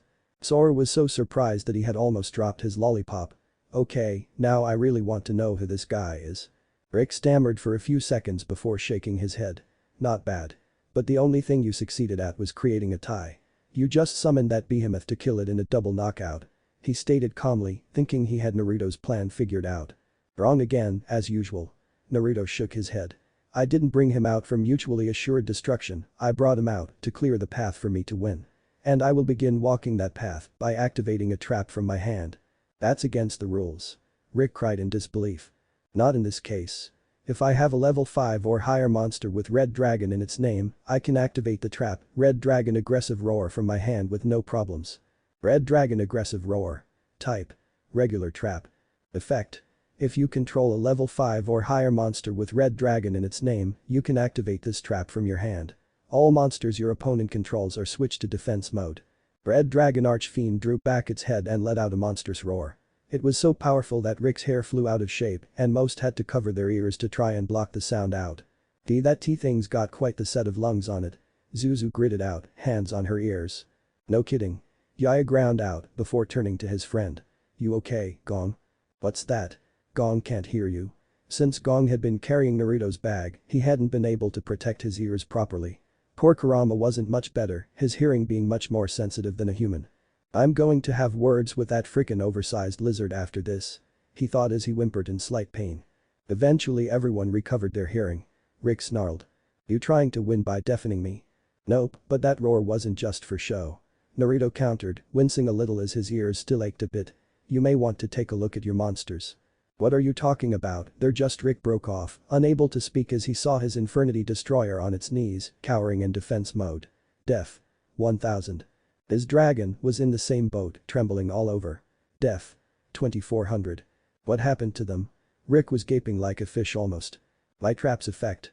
Sure, it may be a bit on the loud side, this caused a few observers to cry out indignantly at the bit comment, but it sure is useful. Your monsters felt a little intimidated by it and switched to defense mode in a way to not draw attention to themselves. Naruto explained with a sly grin. Rick shook his surprise off his face. Doesn't matter. Even if you destroy both my monsters, I'll still have life points left. Not really. Naruto thought as he assessed the field and his grave. There is a way for me to win right here. You may think that, but my dragons have other plans. He remarked, a look of certainty on his face. And with that, it's time to fight. Red Dragon Archfiend, attack Infernity Doom Dragon. Go, absolute power force. Heeding his master's orders instantly, Archfiend drew back its left hand and shot forward, said hand igniting in flames as it did so. Arriving at its target, its hand came forward, delivering a blazing palm strike to the Doom Dragon's chest. In microseconds, the beast was set ablaze, crying out in agony before it shattered. The fire didn't stop there, though. It spread across the field, burning Infernity Destroyer to ash before it could scream. What just happened? Rick gasped. You only attacked one monster. My Red Dragon Archfiend's ability happened. When it attacks a monster in defense mode, all monsters you control in defense mode get sent on a one-way trip to the graveyard, was the cheeky explanation. And no way. Rick started sweating under his collar. And I'm not done. Next, I used the ability of Red Dragon Shrapnel Soul from my graveyard. This was the other card I sent there with graceful charity. Red Dragon Shrapnel Soul. Level 3. ATR. Dark. ATK. 1000. Def. 1600. Type. Dragon Effect. Effect. If a monster is destroyed on your opponent's field by a card effect, you can banish this card from your graveyard to inflict 500 points of damage to your opponent's life points. By banishing it from my grave, I can deliver 500 points of damage to you since you lost a monster due to a card effect. But that a red orb flew out of Naruto's graveyard, its aura briefly taking the shape of a small dragon before it moved to hover right in front of Rick. With a bang, it detonated, sending small pieces of shrapnel at him. Rick LP. 2600, 2100. With a groan, Rick lowered his arms, having crossed them over his face when the bomb went off. Then he noticed the other dragon on Naruto's field that had yet to attack. With him having nothing to defend himself. "Oh, crap," he mouthed. At that Naruto nodded. "This duel is over. Twin-tone pendulum dragon, attack him directly." The aforementioned dragon drew back its head and let loose a stream of twin-colored fire. Slamming into Rick, it burned hard and hot, forcing him to his knees. Rick LP. 2100, 0. Naruto wins. Alright. He won. Zuzu cried happily, but soon changed her tune. Rick looked at Naruto with hate as he got up. "I may have lost our duel, but I'm not leaving here empty-handed. Get them." He roared out, pointing at Yaya, Zuzu and Gong. Before anyone could move, two things happened. First, the two guys behind Rick got beamed in the head by a lollipop wielded by Sora. Second, Kurama leaped out of the bag, growling at the group on the other side. "Hey, teacher." Sora waved at Yaya. "Need a hand?" Yaya had never been so glad to see the little pest. In fact, it was quite possibly the only time he'd been happy to see him so far. "Now, we can do this either one of two ways," Naruto stated calmly, taking off his disc as he did so. "One, we all go on our ways and forget this incident ever took place. Or we could go with option 2, where you continue being an Irobaka and keep on harassing us. And with a few of your guys already down and with my friend Kurama on guard, let's just say it most likely won't end well for you." For a moment silence filled the street the students occupied, with neither side backing down. Suddenly, one of the lid students turned and ran. Like a leak in a dam, the others also fled, leaving Rick alone. "Where are you going?" "Get back, Urk." Rick attempted to call out, only to have been grabbed by the neck by a fast-moving Naruto. With a small smirk, he turned to Zuzu before throwing the white-haired idiot at her feet. "He's all yours." Zuzu blinked for a moment before a sinister smirk appeared on her face. Her paper fan was all of a sudden in her hands as she then proceeded to give the perv a rather harsh beating. Yaya turned to Gong. "Is it wrong that I felt he deserved this?" "Gong feels the same. But perhaps we should make sure she doesn't go too far." Unknown location. "Impressive. Most impressive," were the thoughts of one Declan Akaba, president of the Leo Corporation, and Lid. "What were your findings about his summon energy?" he asked quickly, looking to find out more about this new duelist. "Well sir," one tech began, his Ziz and Pendulum summon energy outputs were near equal, with Ziz only beating Pendulum by a few points. Declan turned away from the main screen, his eyes narrowed. "And his synchro energy?" At this, a female employee responded. "Sir, his synchro energy was easily the greatest on record. It was nearly off the charts. Synchro, Ziz and Pendulum. It wouldn't surprise me if he could also use fusion. Even more intriguing is that he has shown that pendulum summoning has the potential to evolve if that tuner monster was anything to go by. I think we found a possible answer. Now the only question is, who are you? Are you a potential ally or a potential threat?" The young president stared at the screen, a picture of Naruto's face emblazoned on it. Deciding to think on it later, he turned to call for his assistant Claude.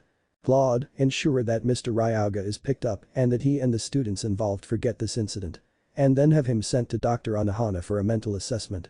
The last thing we need is him creating more problems for us." Pushing his glasses up, he continued. "And tell Silvio that it would be in his best interest to not get any more students involved in this.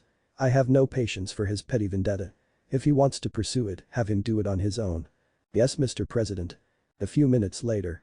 "Ah. That felt good," Zuzu remarked with a grin, having finally dealt out a bit of justice. Giving the fool a few kicks in the nads may have been a bit much, but she was rightfully angry. "Thanks for the help," Yaya said, turning to Naruto. "Sorry that you had to get involved with our mess." "Ah, it's no problem. I can't stand people like him," Naruto replied before looking a little sheepish. "I'm sorry, but with all that was going on, I never got your names." He scratched the back of his neck as he said this. "Oh, that's okay. With what happened we never really had a chance to introduce ourselves. I'm Zuzu Boyle." Zuzu gave the new boy a warm smile. "Yaya Sakaki. Nice to meet you." Yaya held out his hand to shake, which Naruto accepted. "Gong strong. And Gong would be proud to call you a friend." The kid was alright in Gong's book, having stuck around to help people that he didn't even know. "The name's Sora." Sora gave a mischievous grin. "Guess I now have two potential teachers, huh?" While Yaya hung his head in annoyance, Naruto wasn't sure what to make of that comment. "I see anyway, I'm Naruto. Naruto Atlas Uzumaki. Bit of a mouthful, I know," he replied before gesturing to the small Biju now perched on his shoulder. "And this here is Kurama." They'd by now already seen Kurama, so there was little point in hiding him from them now. Though secretly, Naruto mentally informed the fox to communicate with him via the mind link when around people from now on. Yeah, please don't take offense, Zuzu started, but what is he? She was quite certain foxes were only meant to have one tail, not nine, not to mention that his ears did not look like a regular fox. Facts that the people with her were only just noticing now. Sorry, partner, but I don't think they'd believe the truth. Naruto thought to his companion. To be honest, I don't really know the answer myself. I found him caught in a hunting trap a few months back. He's been with me ever since. He lied, and rather convincingly at that. At that, most of the group's eyes softened, while Kurama looked a tad annoyed at the attention he was receiving, or rather the pity behind it. So, you new to town? Yaya asked, trying to change the subject. Haven't seen you around before. Just got into town today. Been looking for a place to stay actually. Came the calm reply. It was true, considering that was a problem he'd been trying to solve before getting involved with this debacle. We'd be happy to help you out if you need somewhere to stay, said Zuzu, wanting to help the blonde out. Don't you have any friends or family to help with that? Yaya asked. Well, he was all for helping the new guy out, he wasn't so eager to have another potential Sora on his hands. Naruto's look turned a little melancholy. Wish I did. I've been all on my own for most of my life. Next thing he knew, Yaya was struck by Zuzu's paper fan. Yaya. Have a bit more tact. Ouch. Zuzu, how was I supposed to know? Yaya cried, holding his throbbing head, while Gong, Sora and secretly Kurama chuckled at Yaya's slight misfortune. It's alright. Naruto stated calmly. I'm used to it. Yaya decided to bite the bullet and make the offer. How about you stay at my place for a bit? We have plenty of room. And it'll give me a chance to ask about his pendulum cards. Are you sure? Naruto asked, looking a little nervous as he scratched his cheek. I wouldn't want to impose. No. It's the least we could do. Zuzu chastised before beckoning him to follow them. Come on. Naruto blinked in slight intrigue. You mind telling me where we're going? Oh, we're going to the yugioh duel school. Sora piped up, eager to help his new teacher. Duel school. Forgive me, but I used to live in a bit of an isolated area. You mind explaining what that is? I know that Baka I beat mentioned he attended something similar, I think. Naruto looked a little curious at that. Normally, he'd ignore any statement that contained the word school, but this caught his attention. The others went a little wide-eyed at that. Okay, Yaya said in slight confusion. How had the new kid not heard of what a duel school was? Shaking his head, he continued. It's a place where we can train to be better duelists. We learn about several things about dueling in the process. Sounds like my kinda school. Naruto grinned. Lead on then, Dadabeo. As soon as he said that, he slumped a little in depression. I still have it. He muttered weakly. The group looked at him for a moment before shrugging a bit at his mannerisms. Who were they to judge? All save Kurama, who was mentally laughing his tails off. Ah, karma. You finally struck. Naruto quickly got over his low feeling. Sorry, kinda thought I'd got rid of that tick. Shall we? He gestured to the road ahead of them. Sure. Zuzu smiled before moving down the street. Keep up. With that, the gathering of friends, plus some new ones, began to move after her. Well, looks like this life is going to be interesting, that's for sure. Naruto thought, smiling as he went. I can only imagine what else it has in store for me. Chapter 2. Fight the Frightfurs. Spirit World. Celebrative roars could be heard throughout Red Dragon Canyon as many of the dragons emerged from the caves littered throughout the location. Like their leader, the Red Dragons were truly rejoicing the fact that their master had finally returned to reclaim them. Everywhere you looked, dragons, young and old, were coming out to spread the word and breathe a collective sigh of joyful relief at his survival. Away from the festivities, the leader of the Red Dragons, Red Dragon Archfiend himself, was sitting on a rock not far from his den, watching over the canyon and the beings he ruled over. Why are you not joining the celebrations, my lord? Came a medium-pitched voice from behind him. Archfiend turned to gaze at the dragon whom had interrupted his previous musing. My thoughts and dreams of late of me troubled, dimension eyes. He rumbled back, returning to look at his domain. My lord, forgive me, but surely this is not the time for such things. The younger dragon moved so that it stood beside its leader. Archfiend sighed. Perhaps. Shaking its head to rid itself of his thoughts, Archfiend stood up and accompanied the drake back down toward the canyon. How is Twin Tone handling his recent evolution? I can't imagine it was easy. For him and the others. Dimension eyes nodded at that. His siblings are keeping an eye on him. Changing as he did took a bit of a toll on him. His brother remains hopeful for a quick recovery, though the sisters are less optimistic about that. That was to be expected. They have always been close, though Vi would never admit it. Archfiend commented before asking aside from him how many of our brethren were affected similarly. That, we aren't certain of. Several red dragons have been reported to have changed. We're still getting them. Archfiend placed a clawed hand on his chin, rubbing it in thought for a moment. Then he shook his head. We'll deal with that later. Now, what news on the search for the fragments? If the master's absence gave us one more thing, it was time to try and locate them. Well, the good news is that we have finally tracked them down. Dimension Eyes responded, before looking annoyed. Unfortunately, one of the three has already awakened and is already serving a master. Currently in the synchro dimension, I believe. Archfiend narrowed his eyes at that. Disappointing, but that was something we had considered as a possibility. What of the other two? There we have better news. One is here in the spirit world, but it is still dormant. It will not be needed to be looked at for some time. Was the placating reply. While his lord hid it well, the dragon could tell that Archfiend was furious at what had befallen the first fragment. And the last. The last one was a surprise. It's in standard. That stopped Archfiend short. What? He growled at his subordinate in slight shock. Do we know its status or location? It hasn't awakened yet, but from what we've found, it isn't far off from doing so. As for where it is, we managed to pinpoint it in the downtown area of Paradise City. In a junkyard of all places. Have Swiftwing keep an eye on it. If it begins to awaken, I will inform Master Naruto so that he can try to gain its allegiance. The last thing we need is an upstart getting a hold of one of those fragments. Archfiend ordered, his tone full of authority. Yes, my lord. With that, Dimension Eyes sped off, dodging through the various groups of dragons. Once again left alone, Archfiend sat on a tree stump as he watched a group of hatchlings have a small play fight. He chuckled, remembering another group of young dragons doing a similar activity, with himself and the white dragon often being the instigators, as three others looked on. Those were much simpler times.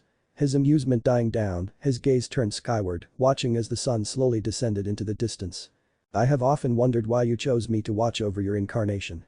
Most of us assumed that you would give that task to Stardust. He always was your favorite. He thought, contemplating his current position. I suppose it doesn't really matter though.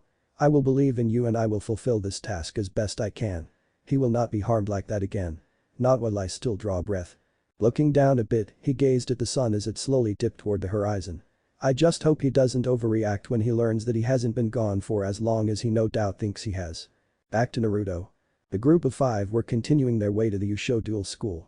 However, one of them was hanging back, deep in thought, with his goggles covering his eyes. Yaya. Now that the excitement of Naruto's victory had worn off, he was back to the conundrum of how Naruto was able to pendulum summon. Whilst his duel with Silvio had proved that anyone could pendulum summon, provided they had pendulum cards, he had not expected someone else with pendulum cards to appear right out of the blue. And that both disturbed and upset him. How is this possible? Silvio was only able to pendulum summon when he stole my cards. So where did this guy's pendulum cards come from? And there's also that my pendulum glowed like it did in my match with Sledgehammer. I just don't get it. It was supposed to be something just for me. Yaya continued walking as he thought, his eyes scrunched together and a hand on his chin as he walked. His thoughts were interrupted however, when he heard Sora piping up. Looking forward, he saw Sora questioning Naruto. Naruto appeared to be getting annoyed at the small guy though. Ever since they had set off, Sora had started calling Naruto teacher as opposed to Yaya's coach. Well, at least I'm not the only guy he'll pester now. So, teach, how do you do a pendulum summon? Sora queried, chewing on his loli as he did so. Naruto narrowed his eyes at the kid. He'd been asking that question a lot during their little trip. Then he gave a sneaky grin. Why don't you go bug Yaya some more? He has more experience in it than me, after all. Already tried that. I had no luck, so I'm asking you instead. Sora replied easily, a cheeky grin on his face. Naruto pouted at the fact that his attempt to get Sora off his back failed, much to Zuzu's amusement, if her giggles were anything to go by. Kurama was also enjoying himself, now being held in Zuzu's arms. She was scratching him behind the ears. And he was in a relative state of bliss. Oh, by the sage, that feels good. Ah, we're here. Zuzu said, calming down a bit. Naruto looked at their destination. It was not a building that he would have pictured as being a duel school. Hell, it was one of the strangest places he had ever laid eyes on. It looked as if someone had stacked a heap of kids' building blocks together in a rather bizarre fashion and then cobbled a few pieces of playground equipment onto it. Then again, he thought. I shouldn't judge it based on its appearance. Look underneath the underneath, after all. Entering the building, the group soon encountered 3 children sitting around a small table in the lobby area, as if waiting for something. The first was a boy of average height with blue hair, wearing short khaki pants and a dark brown vest over a white shirt. Next was a girl around the same age with golden eyes and red hair. She was wearing a multicolored headband, a short cream t-shirt over a red and pink striped long sleeve top, a red skirt and black stockings. Last was a chubby boy, also around the same age, dressed in a red t-shirt under a yellow hoodie, with a pair of orange overalls over them. Noticing the new arrivals, the kids got up and ran over. "Hey, guys." The first boy said, looking a little worried. "What took you so long?" "School finished ages ago. We were worried." The girl added, relief evident on her face. "Sorry, had a little run-in with some lid jerks." Zuzu replied, trying to ease their worries, passing Kurama back to Naruto as she did so. "Oh, no. Not them again." The chubby boy groaned in an accent that Naruto couldn't quite place before noticing an extra person with them. Who are you?" "Oh, sorry, I'm Naruto. Naruto Atlas Uzumaki." Naruto responded, having been taking in the interior when the boy had asked him. "And Gong is sure glad he's here," said Gong, smiling as he patted the red dragon duelist on the back. "He was the one who got us out of that mess." "For real?" the first boy asked. "Thanks a lot. I'm Tate." He held his hand out to shake, which Naruto accepted. "Nice to meet you, Tate. And who are these two?" he inquired, turning to the other kids. "I'm Ali," the girl introduced with an infectious smile. "And my name is Frederick," the chubby boy added with a nod. "And get this." Sora cut in with a cheeky grin. "This guy can use pendulum summoning, like Yaya." That bit of information stopped the kids short. "Whoa. Really?" Tate asked in slight awe. "Yes, he can." Yaya stated solemnly, still a little down at that little particular fact. "Don't forget he can use XYZ and Synchro too," Zuzu pointed out with a smile. "Wow. That sounds so cool," Ali said, looking at Naruto with sparkles in her eyes as the other two looked at him in slight awe. "These kids aren't so bad. Kinda reminds me a bit of Konohamaru and his pals," Naruto thought with a grin. He was then interrupted by another voice. "What's all the commotion?" Entering from another room was a man with brown and orange spiked hair, dressed in a red and orange jumpsuit and blue shirt, both sporting flame patterns. Around his neck was a white whistle. Zuzu approached the new man, whom from what Naruto gathered was her father, and began explaining what had happened earlier that afternoon. After she had finished, the man turned to Naruto. "My boy, you have my utmost thanks for helping my daughter and her friends. My name is Skip Boyle, and I am the principal of this dual school," he stated, shaking Naruto's hand vigorously as he did so. Like someone had flicked a switch, the man's entire demeanor changed. Suddenly he was up in Naruto's face. "Are you interested in enrolling as a student?" he asked, rather enthusiastically. Naruto's sweat dropped as Zuzu whacked her father in the head with her fan. "Dad, not so close. You'll scare him off." The Okaya girl with Sakura's temper and her father being as enthusiastic as Might Guy. "What did I just walk into? Search me, brat. But damned if it isn't mildly entertaining." Kurama thought back, now sitting on the floor next to Naruto. "True." Skip, having recovered from the blow, got up and started speaking again. "So, are you interested?" Naruto looked down a bit. "I must admit, I am a little, but I don't have any way to pay for it at the moment." "Never mind that," Skip replied. "In repayment for your help earlier, consider your tuition fees paid in full. You don't need to pay a thing for this." Naruto looked surprised, as did those around him. Zuzu would normally have chastised her father for doing something like this, considering that the school needed money to keep itself open. However, she knew that her father was always one to repay his debts and could be rather stubborn on certain matters. There would be little she could do to stop him, aside from giving him another appointment with her fan, but deep down, she felt Naruto deserved this. Naruto looked around at the room's other occupants, all of whom were looking at him expectantly. "Well," he chuckled. "With so many people looking at me like that, how could I say no?" "Quite easily." "Shut it, Kurama. And make life easy for you?" "Never." "Wonderful." Skip grinned. "If you'll just wait here, I'll go get the forms you need to sign." With that, he moved back into the office. As he did so, Naruto looked between him and Zuzu. Whomever said the apple never fell far from the tree clearly never met this family. Either that or she takes after her mother. The kids then started talking to Sora and Zuzu, with Yaya leaning against the wall, deep in thought. The young dual tainer was still thinking about the new pendulum summoner. He just didn't understand how it happened. If he didn't get answers shortly, he'd more than likely erupt. Naruto narrowed his eyes at the young duelist. He could easily tell that something was bothering the kid and it was time to see if his new friend needed some help. "Something on your mind, Yaya?" he asked, moving over to the boy. Yaya gave a slight start, having not noticed Naruto approaching him. "Why yeah, you could say that he drifted off slightly." "Well?" Naruto gazed at him curiously. Yaya gave a deep sigh, realizing that he probably shouldn't hide this from him, especially considering that he played a part in his current conundrum. As he did so his irritation over said conundrum began to flare up again. "How did you get those pendulum cards?" He cried out, grabbing Naruto by the shoulders and shaking him. His sudden shouting drew the startled attention of the others. Kurama was torn between laughing at Naruto's situation or growling at Yaya for putting him in that position. Everyone else just looked on, worried and uncertain on what to do. Zuzu moved to stop Yaya, but Gong put a hand on her shoulder, shaking his head. Gong thinks this is something they need to sort out on their own. He told her softly. Yaya continued to shout until finally. Smack. Yaya was sent tumbling to the floor by the sudden action, a red handprint on his cheek. Clutching it, he looked up at Naruto, who seemed a tad peeved by his recent actions. You calm now? We can talk this out, or are you going to get all whiny and depressed like earlier? Good thing I didn't put any chakra in that. I'll say. You'd probably have taken his head off if you had. Or at least broken his jaw. Yaya slowly got to his feet, still holding his sore cheek. Why yeah. Good. Now can you kindly tell me what your deal is? By this point the others were looking away, seeing that this situation was, hopefully, about to be resolved. Yaya took his hand away from his head and then started to explain himself. That he, until Naruto appeared, had been the only one that could pendulum summon, as he had created the method. He then went on about the incident with Silvio stealing 2 of his pendulum cards and placing Zuzu and the kids in danger. After he had done so, Naruto just looked at him, absorbing it all. Then he spoke. I guess I can understand why you're upset, but there's just one thing. Yaya blinked, uncertain of what Naruto was thinking. Did you honestly think that you would be the only person that could pendulum summon during this lifetime? Yaya's first thought would be to answer yes, that the power had been unique to him. He was going to say just that when he remembered Silvio pendulum summoning with his cards again. And then of course Naruto doing it during his earlier duel. Seeing the goggle-wearing teen contemplating his answer, Naruto went on.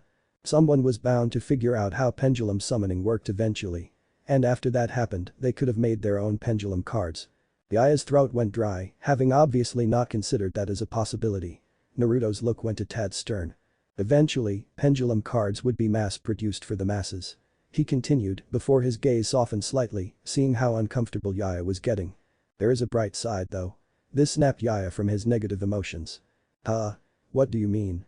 Think about it. Every so often, someone introduces something revolutionary to the world of dueling. Like you did when you first pendulum summoned.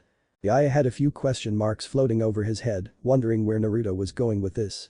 You opened the door to something new. You made history with that and now have a chance to lead the next generation of dueling, as they will look to you for inspiration. Yaya put a hand on his chin, looking slightly contemplative for a few moments, before he gave a small smile and nodded. I never really thought of it like that. Thanks Naruto. You're welcome. Now, shall we see what that lot are talking about over there? Naruto grinned, gesturing to the rest of the group. Yaya gazed at his friends for a moment before returning his attention to the blonde. Sure, but you still didn't answer my question. Where did you get those cards? Pausing, Naruto looked a little sheepish as he rubbed the back of his neck. Would you believe me if I told you I don't know? Eh? Yaya's confusion returned.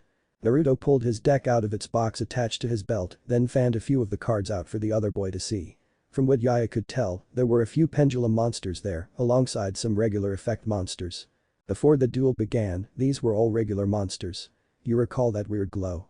Letting that sink in, Naruto pulled out his pendant from under his shirt to show Yaya. It was this. After the glow died down, some of them had changed into what you see now. Yaya was thrown through a loop, feeling a massive sense of deja vu. That's exactly what happened to me during my match with Sledgehammer. The heck? I've heard of coincidences, but this is just plain weird. Naruto returned his deck to the box. So, are we good? Yaya nodded slowly, then turned back to the other group. The pair began to move over toward the others, Yaya at a slightly faster pace than Naruto. The boy in question was thinking to himself about what he had just learned from Yaya about his pendulum summoning. He was so preoccupied with his thoughts, he didn't notice Kurama, whom had now been sitting on the floor near the group of yugioh students, stick out a leg, snickering as he did so. Naruto's foot hooked onto it and the inevitable happened. Down he went, crashing into another person, bringing them down with him. After the shock had worn off, Naruto slowly turned his head to glare at his Bijuu companion when he took notice of the people looking at him. He was only thankful that he had landed on something soft. Yaya and Gong were looking a tad nervous, while the kids were just staring wide-eyed. Sora's reaction was the most revealing however. Wow, Teach. You move fast. He remarked with a sly grin. Naruto quickly realized exactly whom had given him the soft landing and turned to apologize when he found the girl in question looking at him with angry red eyes. Naruto Zuzu growled in a tone that promised pain. After years of dealing with both Sakura and Tsunade's tempers, Naruto didn't bother trying to explain himself. In an instant, he was back on his feet, turned tail and ran, leaving a small dust cloud as he did. Barely a second later, Zuzu was also up, chasing after him with her fan held up, murder in her eyes as she pursued him. Get back here. As this occurred, Sora couldn't help but laugh, while Yaya prayed that Zuzu didn't kill their new friend, as he had often been on the receiving end of her fan, and boy, did she not hold back. After Zuzu had finally calmed down, the situation was properly explained to her, but not before the pair had run over her father, when he had come back in with the paperwork. As Naruto signed the forms, he couldn't help but remember the massive amounts of paperwork his Jiji and Bachan had to deal with. The ninja-turned-duelist snickered. He could just picture Tsunade doing it now. Shinobi world. Achoo. Tsunade sneezed as she sat in the makeshift Hokage office, scattering the massive pile of paperwork she had still to do all over the room. Looking over the mess, her eyebrow started twitching. Only one person could give her that feeling as she sneezed. And worse, she couldn't even hit the gaki for it. An even in another dimension, he gave her headaches. Back in standard. Naruto was now sitting at the table with a large throbbing lump on the back of his head from when Zuzu had caught him earlier. Glaring at his snickering Biju for a few seconds, he turned to the others. "So, what's this action dueling I keep hearing about?" he asked, eager to take his mind away from the incident that had just taken place. He had heard the term a few times on the way to yugioh, but he hadn't thought to ask what it meant. His question earned him quite a few disbelieving incredulous stares from those around him, as if he had just said that Kaiba had given away his blue eyes for free. "You serious?" Yaya asked, taken quite off guard by the question. Naruto not knowing what a duel school was one thing, but not knowing what action duels were. That was something else entirely. He knew Naruto had said the place he grew up was isolated, but he didn't know it was that bad. "Would I be asking if I wasn't, Databeo?" was the blonde's reply, before slapping himself for letting his verbal tick out again. The others looked at each other and shrugged, as he did make a fair point. Gong checked the clock before turning to the others. "Well, Gong had a great time, but I better get back to the dojo. My dad'll be wanting my help with some new recruits later with our steadfast style. Till tomorrow. Have fun, guys." Everyone said their goodbyes, and with that, the large boy walked out the door. After he did so, Yaya began explaining what action duels were to Naruto. Unlike regular duels, action duels take place in an arena generated entirely by solid vision. He started, a grin on his face as he did so. Take took over. Also, several cards, called action cards, are dispersed over the entire field. Naruto nodded in understanding, as Yaya looked a little annoyed at the spotlight being taken from him, but he got over it quickly and went on. Essentially, the duelists involved are able to traverse this entire field alongside their monsters, using the action cards to help if needed, but there are a few drawbacks. Yaya turned to Zuzu, whom picked up where he left off. For starters, you can only have one action card in your hand at a time, but there's more. While most fields only contain action spells that help you, some contain traps that can be rather nasty. She remarked, briefly flashing back to the duel with Saitari, where Yaya had picked up a few of those said action traps and had paid the price for doing so. "And of course," Yaya exclaimed with a grin. "Every duelist has their own way of performing and entertaining the audience during an action duel. Here at yugioh, our main idea is to make the audience laugh and have fun." While Naruto was taking this in, his spirit teachers were as well.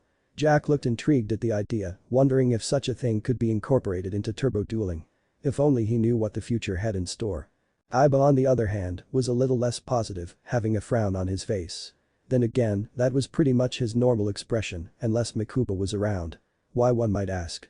Kaiba was a firm believer in relying on your own strength when it came to a duel.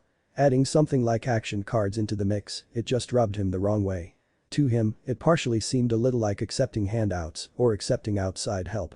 And for him, that was a rather difficult thing to do, as he had really only accepted outside help when he had little other options. 1. However, he wasn't going to allow a biased opinion affect how Naruto dueled. While he may not like it, he could both respect and understand that dueling was changing with the times. Naruto looked interested at the concept. It sounded like dueling and getting some physical exercise at the same time. And that greatly appealed to him. He was about to ask if he could give one a try when Sora decided to ask Yaya to train him again. "This is all well and good, coach, but you still haven't taught me how to pendulum summon." While Yaya internally groaned and started denying him again, Naruto eyed the irritating blue-haired boy. Sora had started nagging him about pendulum summoning only just after the duel with Rick. From what he could tell, this meant Yaya had had to put up with this for far longer. His musing was broken as Yaya's white tone got louder, just as Skip rejoined them, having filed his tuition forms. And pendulum summon without pendulum cards anyway, so there's no way I can teach you. Come on, coach. Can't you just make one exception for your apprentice? Naruto, quite frankly, was getting frustrated with the boy and he could easily tell that Yaya was in the same boat. With what he now knew, Yaya had still not gotten over the incident with Silvio stealing his cards. Which may be partly why he was so adamant on refusing to teach Sora. If this continued, it wouldn't be much longer before the other boy snapped, as he had done to Naruto himself earlier. They needed a resolution to this issue, and they needed it now. Then he had an idea. One that might just get Sora to back off and they could all walk away without any hurt feelings. Just some hurt pride or damaged egos possibly. May I make a suggestion, Yaya? He asked, quickly grabbing the other's attention. He smirked as he looked at them. I know that look, what are you planning? Naruto didn't answer his former tenant, focusing on Sora. Here's the deal, Sora. From what I can tell, you want to learn how to pendulum summon, but nagging us continually isn't helping. So, we'll compromise. How so, teacher? Naruto's eyebrow twitched at the nickname, causing Kurama to snicker. You and I have a duel. If you beat me, I'll teach you. Naruto outlined the idea. Yaya looked at him wide-eyed. But if I beat you, you back off and give us some space. Sora contemplated the deal. It was a fair offer, that was certain. He could either deny it and look like an ass or go with it and have a bit of fun in the process. His answer was a no-brainer. Sure, why not? And better yet, let's make it an action duel. Yaya jumped in at this. Hold on, Naruto, you don't need to. He stopped as the blonde raised a hand. Maybe not, but he probably won't stop otherwise. Naruto shrugged, then turned back to Sora. I don't see why not. I was going to ask to give one of these duels a try anyway, so it all works out. Yaya couldn't help but frown over this. Naruto had only just learned the concept of action dueling. Whereas Sora at least understood them better. Additionally, he felt a little guilty for not thinking up this idea himself. And since Naruto had helped him get out of his earlier funk, as well as with the situation with Rick, he felt he should lend the new guy a helping hand. In that case, he said, smiling at the thought of a good action duel. Why don't I join in the fun as well? Silence filled the room as its occupant stared at Yaya. Then Skip broke it, true to form. Whoa. A duel between an apprentice and the first two pendulum summoners. This has me all fired up. He cried out happily, as the trio of children all had stars in their eyes. Never mind the spluttered denials of the would-be teachers. Zuzu also looked intrigued by the idea, but was massaging her forehead at her father's antics. Shaking his head, Naruto looked at Yaya. On one hand, having Yaya on deck would also allow him to vent a bit, as well as have someone experienced in these action duels in his corner to assist. On the other, Naruto didn't know what kind of deck Yaya played, thus it might not work well with his own. However, considering that Yaya was also a user of the pendulum summon, it presented an opportunity to learn more about said summon method themselves. I got no problem with that. You okay with that? He queried at the boy he had challenged. Sora shook his head, then tossed his now used lolly stick behind him, which conveniently landed in a bin not far from the group. I don't mind. Dueling against both teach and coach. Now that sounds fun. He cheered. And it'll give me a better understanding of how both of you duel. But the gauntlet now thrown and picked up, the group dispersed. Yaya and Sora went running to grab their duel discs. Naruto retrieved his from his bag, slotting his deck into place. Kurama padded over, hopping up onto the table so that he wouldn't have to look up so much to see his former container's face.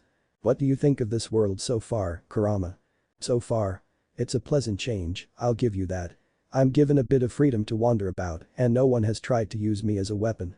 I'm also intrigued by this action dueling. Know that I'll be rooting for you, Gaki. Thanks. Just one thing. Yipe. Before Kurama could ask what he meant, Naruto reached over and flicked him right on the nose. That was for tripping me into Zuzu earlier. Too. Fair enough. The Biju grumbled, rubbing his snout. Of course, you realize this means war. Pardon? Is the Baka Kitsune challenging the prankster king from hell? Was the mocking reply. Indeed. I will accept your surrender now, if you wish. Was the cheeky reply. Maybe later. Naruto Kurama up to his shoulder, he walked after the others. Now, are you going to explain your other reason for this? Naruto turned his head to the small kitsune, whom was staring at him intently. I should have realized you'd figure that out. Damn right, you should. Naruto looked forward, a serious expression covering his face. Quite frankly, something seems a little off with Sora. His appearance at the end of my earlier duel with Rick was too well timed. He had to have been watching, but he didn't step in for some reason. Did you get anything from him? Not while we were in the lobby, but what? You remember when you summoned Striker Claw? Yes. Your point. I didn't realize who it was at the time, as I was partially still in that hellish contraption you call a bag, but when you summoned it, I felt suspicion and a bit of anger toward that dragon. And when it was destroyed, I felt vindictiveness. As if someone took pleasure in seeing it gone. Naruto stopped just before the door, it now being the only thing separating him from the others. From what I remember, when I was first being taught to duel, my real father that is, told me that you can learn a lot about someone by dueling. That their true feelings come to light as they duel. So, you're doing this to try and figure out what he's really like. Naruto opened the door, stepping through. That, and he really was getting on my nerves. Honestly, how did Yaya put up with him the past few days? But that, he passed a scuffling Kurama to Ali, whom wrapped the fox up in a comforting hug as she patted him. And he enjoyed every minute of it. Naruto moved to join Yaya and Sora in the arena. As they got situated, Skip spoke over the intercom. Now then, since this is a 2-on-1 matchup, Sora will start off with 8,000 life points, while both Yaya and Naruto will have 4,000 life points apiece. The turn structure will go. Yaya, Naruto and then Sora. Lastly, while neither Yaya or Naruto will be allowed to attack on their first turns, Sora will be allowed to do so, as by then the pair of you should have had time to work up a defense. Are there any objections? None here. Yaya called out. Same. Was Naruto. Come on. Let's get on with it already. Sora grinned. Alright then. Activating Soul Vision. Action field on. He cried out, selecting an action field. The field lit up, generating an entire landscape of a village straight out of a western. Sandy roads and landscapes around, along with older-style wooden buildings, with the pair standing in front of the saloon across from Sora. The scene looked as if they were about to have an old-fashioned standoff. Yaya was about to make a joke about the town not being big enough for the three of them when Sora began looking around, disappointed. Come on. He whined, looking right up at Skip in the control booth. Don't you have a better action field? Oh, you got to be kidding me. Jack grumbled. He complains now. No one is going to. Or how about this one? I stand corrected, he mumbled. Kaiba merely smirked at his compatriot's mistaken belief as the pair faded away, not wanting to distract Naruto. The field lit up again, with the town disappeared, to be replaced with what Naruto could only describe as heaven for a sweet-toothed Akimichi. All around him was a town made entirely of several different types of sweets. There were gingerbread houses, waffle walls, a caramel lake and river, with a few candy canes and lollipops littering the area. Sora looked around, stars in his eyes. Now this is more like it. Candy for everyone. He exclaimed with glee. Now then, duelists, start your duel discs. Before we start, perform the chant. Chant? Naruto thought. What chant? The others didn't mention. Duelists locked in battle. Yaya cried, starting them off, deploying his disc as he did so. Picking the earth and dancing in the air alongside their monsters. Sora cried, doing the same. They stormed through the field.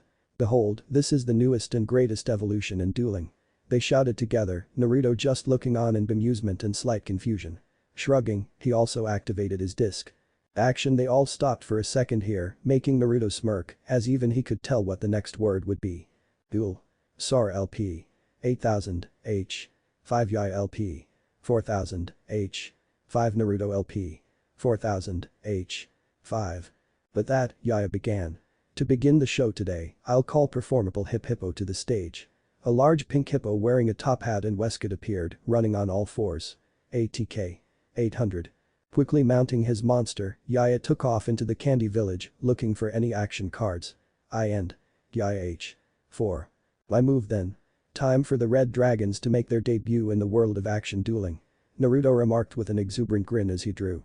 Looking at his cards, he picked one, slamming it onto his disc blade. I summon Red Dragon Shield Scales. Red Dragon Shield Scales. Level 4. Scale 3. ATR. Earth. ATK. 1200. Def. 2000. Type. Dragon Pendulum Effect. Pendulum Effect. Once per turn, if a red dragon monster would be destroyed as a result of battle, negate the destruction. Effect. Once per turn, if a monster with red dragon in its name is selected as the target for an attack, you can change the target to this card. A medium-sized red dragon with large armor plates covering its scales landed with a small thump. Def. 2000. So, these are the red dragons you told me about. Skip queried to his daughter, having asked her about his new student's deck before setting the action duel up. It looks awesome. Tate remarked in slight awe as the shinobi made his next move. Frederick nodded in agreement as Ali simply kept watching. I'll finish with a face down. You're up, Sora. Naruto smirked, giving the smaller boy a thumbs up gesture. Unlike Yaya, Naruto remained where he was, as he had no idea where to even start looking for these action cards. He couldn't see them, so that meant that they had to be hidden somewhere. Naruto H. 4. Now then. Let's see what deck you play. You got it, teach. Sora shot back with a grin, drawing as he did so. His expression never changing, he slapped a card down.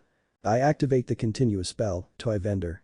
Behind Sora, a multicolored capsule vending machine appeared, not unlike those you might see at a shopping center, the kind that gave out cheap tacky toys. Here's how it works.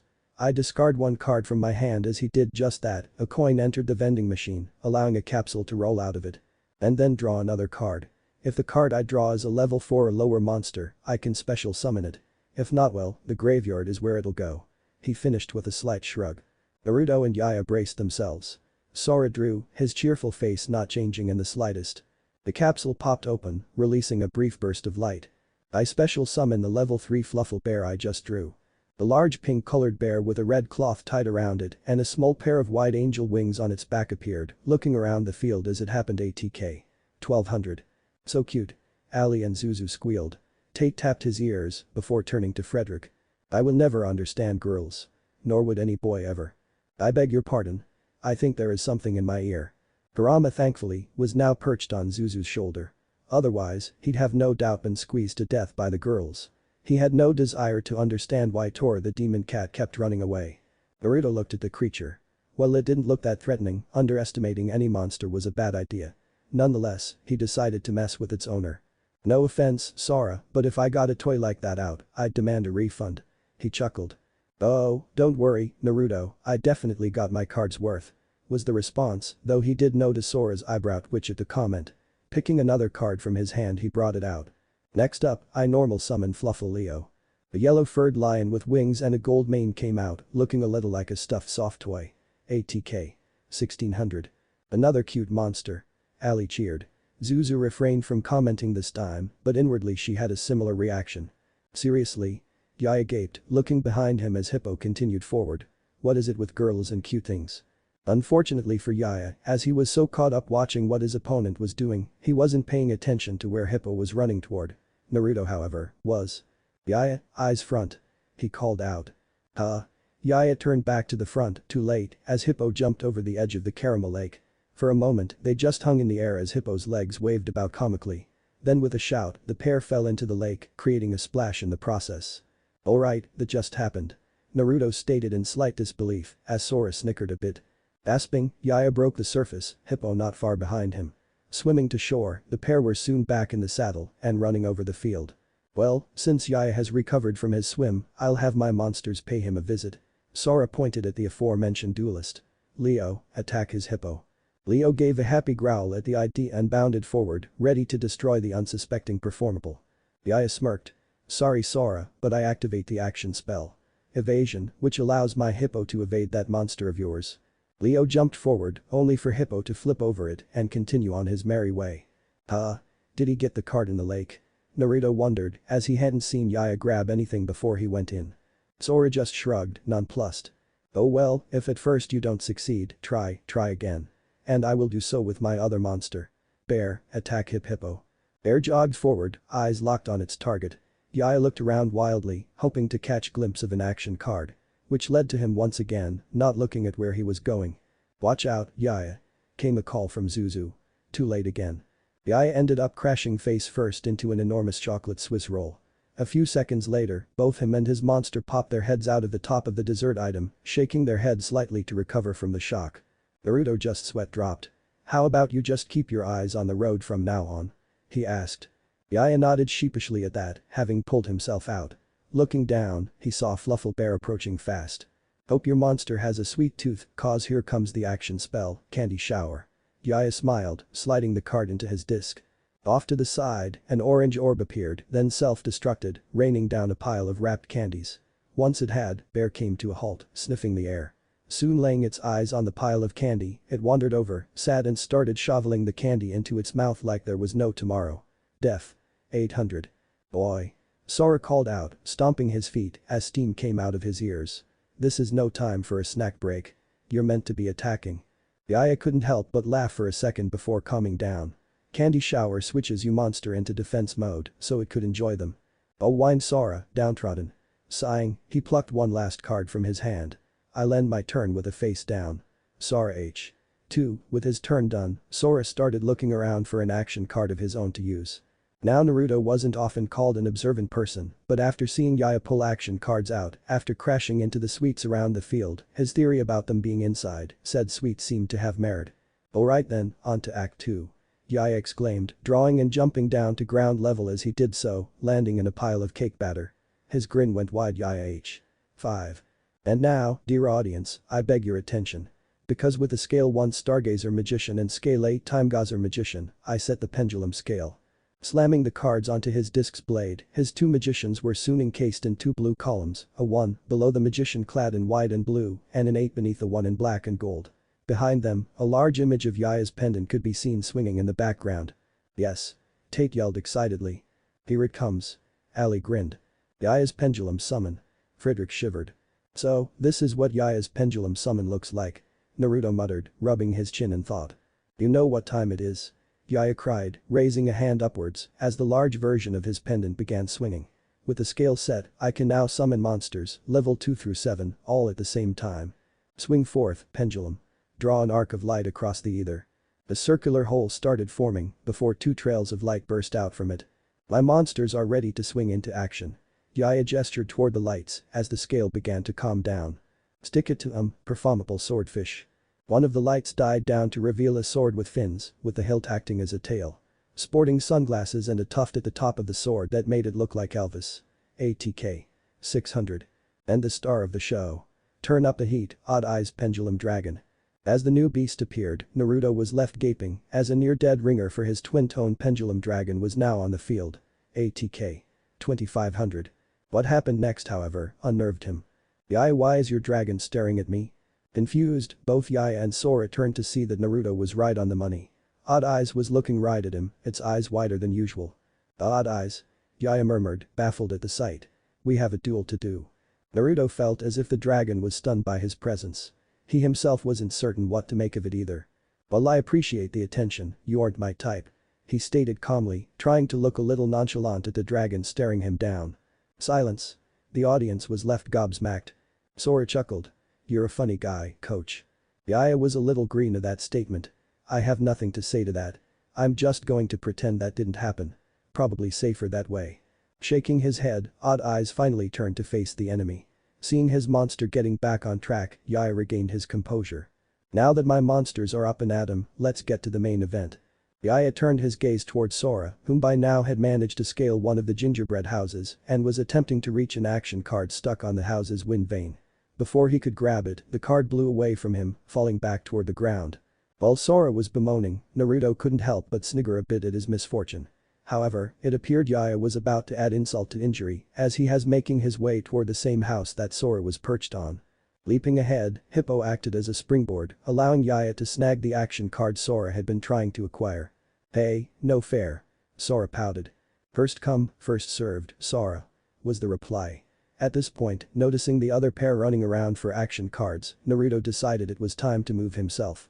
Looking around, he quickly started making his way toward a garden not far from the other two duelists, with candy floss trees and bushes. Shield Scales was lumbering after its master, its armor plate slowing it down.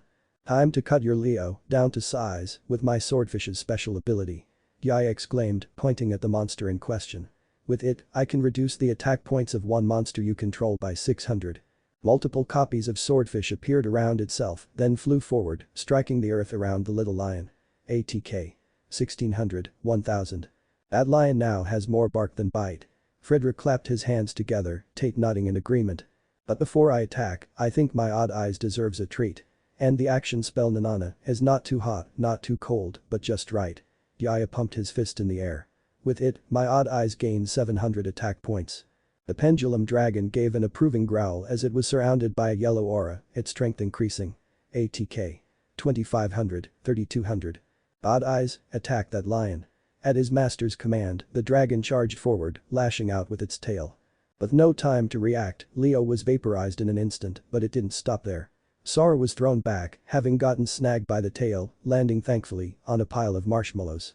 He went still for a bit. Sora LP. 8000, 5800. Yaya, don't you think you're being a bit hard on him? Zuzu called out from the viewing area, worry in her eyes. Yeah, that could have hurt him. Ali supported. Naruto by now had reached the garden and was watching from them from the entrance. At this he deadpanned. Did she not see what the pint size had landed on? Sora was a good actor, he'd give him that. And he was proven right when the boy jumped right back up to his feet, smiling as if nothing had happened. Not bad Yaya, but my Fluffle Leo won't be gone for long, thanks to my Fluffle Crane trap. Sora's face down card rose up as he was speaking. With it, not only do I get back the Fluffle monster that you destroyed to my hand, but I get to draw another card. Sora H24, having added those cards back to his hand, he returned his gaze to Yaya. What ya got next for me? I don't have anything right now, as I'm ending my turn here. Yaya shrugged. But I think Naruto will meet your expectations. Yaya H1. Believe it. Naruto responded, drawing as he did so. Glancing at it, his smirk grew wider. Naruto H5. Now then, I will A. He blinked in slight astonishment, looking down at his disc. On either end of it, two numbers had appeared in his pendulum zones. At the far left was a 1. On the right end was an 8. What are these doing? He broke off, having a eureka moment. Huh. Who'd have thought it? Oi, what's the hold up, teach? Sora called out, a little puzzled by Naruto's expression, yet a tad bemused at the same time. Oh, nothing. Besides, you know good things come to those who wait. He remarked. Since Yaya has a pendulum scale already set, I don't need my own in order to pendulum summon. I can just use my teammates. Was the universal reaction of those around him, Yaya a bit more so than the others. With Yaya's pendulum scale in place, I can summon any monster level 2 through 7 simultaneously. As Naruto said this, the pendulum above said scale started swinging again. Back and forth, pendulum. Time to bring out a dragon ready to rip into battle. He shouted as the portal once again opened, shooting an orb of red light. A big welcome to Red Dragon Pyrovern. Red Dragon Pyrovern. Level 5. ATR. Fire. ATK. 1900. Def. 1000. Type. Dragon Effect. Effect.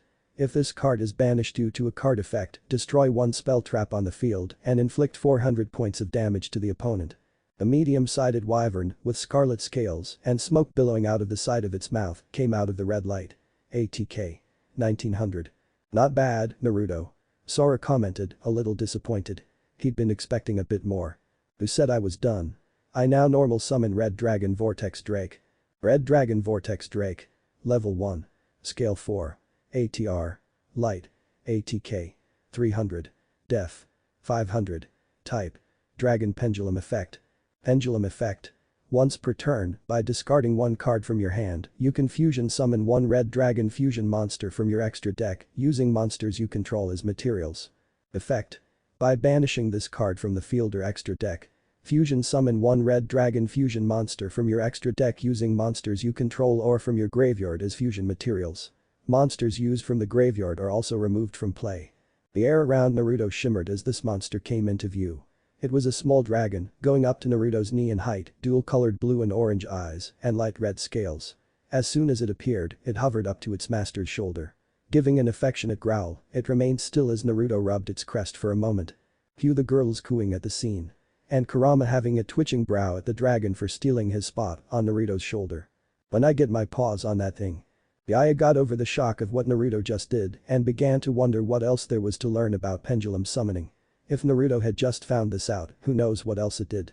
Maybe, if one of the cards in his pendulum scale was destroyed, did this mean that if Naruto was his partner, he could complete the scale with one of his own cards? Making a mental note to explore his new summon method in more detail later, he turned back to the duel. Cute creature. What's it do? Sora asked, with a raised eyebrow. Wouldn't you like to know? Naruto replied, his smirk returning, but he then wagged his finger. But your answer must wait for a second as I activate the spell, Red Dragon Trail. Red Dragon Trail. Type.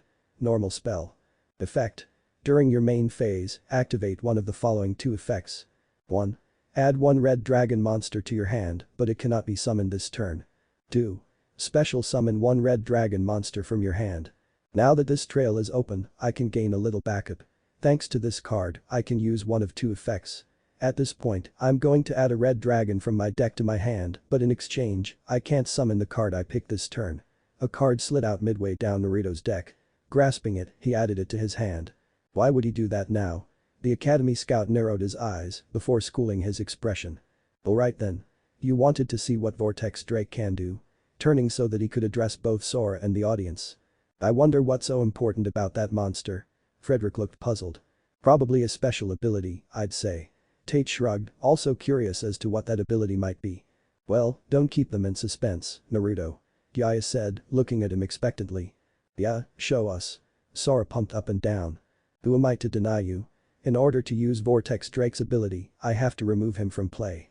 The yellow aura surrounded Vortex Drake before it shattered, leaving behind two orbs the same color as its eyes behind. But why? Ali asked, a little sad to see the monster go.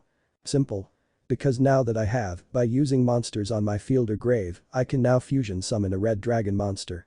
WW hat. Sora gave a very good fish impersonation. Gyaya just stared in slight astonishment. The two orbs began circling each other, creating a vortex of blue and orange behind Naruto. I fuse Red Dragon Shield Scales with Red Dragon Pyrovern. Acting as one, both monsters hovered in front of the vortex before they were swept up in it, mixing together. Fire of Purgatory deep beneath the surface. Merge with the hard rock of the earth. Erupt with rage at those who seek to challenge you. Fusion summon. Red Dragon Ignatius. Red Dragon Ignatius. Level 7. ATR. Fire. ATK. 2400. Def. 1500. Type. Dragon Fusion Effect. 1 Fire Attribute Red Dragon Monster plus 1 Red Dragon Monster. Effect. During each of your end phases, for each red dragon on the field, inflict 300 points of damage to your opponent. The beast that looked like it was made of molten rock emerged from the vortex, its skin glowing red hot. Its veins were visible, but instead of blood, they pumped liquid fire. Its eyes were two burning embers, and in place of a mane, a large fire had broken out on the back of its head. Up in the control booth, Skip was left stunned. He knows how to fusion summon. And from what Zuzu told me, he can use Synchro, Ziz and Pendulum as well.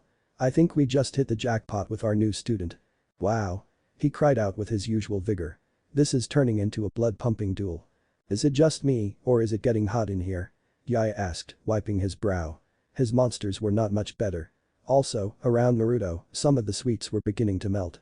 Frederick looked at the creature with stars in his eyes, partially because he thought it looked cool, but also imagining the amount of sausages he could roast over the dragon. Tate was a little on edge, partly reminded of a monster in a fantasy book he had read recently, and Ali was also in the same boat he was. Oh, it is, Gyaya. And Sora here is about to feel the heat. Naruto pointed right at Sora. Here it comes. Ignatius, attack. Incinerate that bear of his. Roaring, Ignatius unfurled its wings and took flight, homing in on the sweating Fluffle bear. Sora acted quickly, diving off of the marshmallows, snatching an action card from inside a waffle cell just under it, flipped over and landed in a crouch. As he did, Ignatius let loose a massive stream of flames. Gyaya didn't notice Sora move, his attention on the attacker. Naruto did though. Okay, for a guy with no chakra, that's impressive. This kid clearly has had some form of training from somewhere. Agreed. If this boy's a rookie, I'll eat my tails. I didn't realize you were into that sort of thing. Oh, you utter. Ignoring his fox hurl expletives at him, he returned his gaze to Sora as he activated the card he just acquired. The heat's not as tough as you think, teach. I activate the action spell Miracle. This enables my bear to survive this heat wave. Fluffle bear covered its eyes as the flames washed over it, only for it to emerge unscathed. Well, that just burns me up. Naruto grumbled, then shrugged. Oh, well. Can't get them all. Looking back at his hand, he contemplated his next move as Ignatius returned to his side. Then he noticed something off. That's weird. Why isn't Shield Scales in my grave? Looking at his hand, his eyes locked onto a spell. I wanted to use Return of the Red Dragon to bring it back to the field. But if it isn't in my graveyard, where is it? Return of the Red Dragon. Normal spell. Target one red dragon monster in your graveyard. Special summon it. If a red dragon monster you control would be destroyed, you can banish this card from your grave to negate the destruction. The flashing from his disk screen interrupted his baffled thoughts. Noticing his extra deck's icon was flashing, he tapped the icon to see what was going on. As the extra deck expanded on screen, he rubbed his eyes for a second, thinking he was seeing things. Nope. It was still there. Well, that's 2 new things about pendulum cards that I've learned today. Looking forward, he rapidly came up with a new plan. I activate the spell, Return of the Red Dragon. Thanks to this, Pyrovern resurrects to the field in defense mode. The medium-sized dragon made its reappearance, its wings folded in front of it. Def. 1000. And with that, I end my turn. Naruto H. 2. As Naruto said those fateful words, Ignatius let out a roar, standing up on its hind legs. "What's your monster's problem?" Sora queried, having been reaching for his deck to draw. "Oh, nothing much, just his special ability." Naruto shrugged. "With it, during my end phase, he burns up 300 of your life points for each red dragon I have on the field." Naruto has 2 red dragons. Ali counted. "So that means 600 points of damage." Tate pumped his fist. "Take out Sora's life points. Go, magma mortars." Naruto shouted. Snarling in agreement, Ignatius reared back its head and fired 2 molten projectiles skyward. Seeing them begin to turn toward him, Sora looked for an action card. He spotted one but was too late to grab it as the missile struck the ground around him, exploding in a large fireball. Sora LP. 5800, 5200. "My goodness!" Frederick exclaimed. "Sora is getting cooked like a Wiener Schnitzel." The smoke died down, revealing Sora covered in what looked like soot. Coughing, he dusted himself off, throwing a glare at his opponents, both of whom were looking amused at his predicament. The camera that Naruto had pulled out from somewhere wasn't helping either. Even more so when Yaya asked for copies of the pictures he was taking. Moving, he picked up the action card he had spotted earlier from the ground, having been blown of its perch on a candy cane-shaped letterbox. "I must admit," Sora Naruto remarked as he did so. "This isn't going so well for you so far. So why don't you get serious?" Sora just stared at him, with his expression unreadable. Then he grinned. "Oh, you noticed. I think I will then teach." Wait, he wasn't dueling seriously. Yaya gaped, being hit in his pride as a duelist. The spectators weren't much better. The kids were clamoring in disbelief at the idea, while Zuzu watched in slight concern. "First up, I draw." Sora did exactly as he said. Sora H. 4-5, first off, I activate the action spell, Candy Crush. Candy Crush. Action spell. Destroy 1 monster controlled by your opponent. Then draw 1 card from your deck. With it, I can destroy 1 monster on your field, so it's payback time Naruto. Sora pointed at Ignatius. Ignatius is going bye-bye. The ground beneath Ignatius rose up, revealing a large square blue-colored piece of candy. Above it, another piece of the same candy appeared, then dropped downwards. "Hate to break it to you, but Ignatius is sticking around." Naruto answered. "By banishing return of the red dragon in my grave, his destruction is negated." Ignatius punched upwards, shattering the candy that tried to flatten him. Frowning, Sora went on. "Candy Crush also lets me draw another card." Doing so, his face took on a look of glee.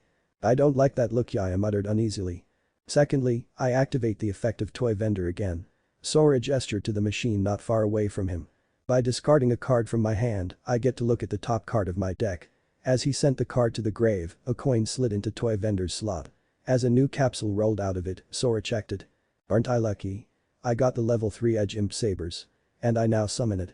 The capsule burst open to reveal what looked like multiple sets of scissors tied together, with a glinting pair of purple eyes appearing under the handles ATK. 1200. Ali looked confused. "What's up with that monster? It looks nothing like his other ones." Tate and Frederick just shrugged. Zuzu was getting worried. Naruto took the arrival of the new monster differently, looking at it with interest. "Now then, since Teach decided to fusion summon just now, I think it's only fair I do the same," the short boy stated. "Hold on," Zuzu gasped. "Is he?" Ali blinked. "He is?" Skip looked incredulous. Sora placed his card down. "I activate polymerization." One of the first cards to allow fusion summoning appeared on the field, before dispersing into a swirling pool of different shades of blue and orange, not unlike the visual effect of Vortex Drake's ability, but not the same either. With it I can fuse monsters on my field or hand to create a fusion monster. Sora indicated his 2 monsters currently on the field. I fuse Flufflebear with my Edge Imp Sabers. The monsters were pulled toward the swirling vortex, getting turned into specks of light and getting mixed with the other colors. Claws of Demon. Fangs of Beast. Become one and reveal a new form and power. Fusion summon. Fright for Bear. Fright for Bear looked like something wearing a tall wide bear costume, with a torn open gut and scissor blades appearing out of it. Its upper arms were also made of the blades, and a pair of dark purple eyes could be seen inside its mouth. ATK. 2200. Beep. Ali hid behind Zuzu, a little freaked out by this monster, compared to the others Sora had summoned. The boys weren't much better, Skip still reeling from the revelation that Sora could use fusion summoning.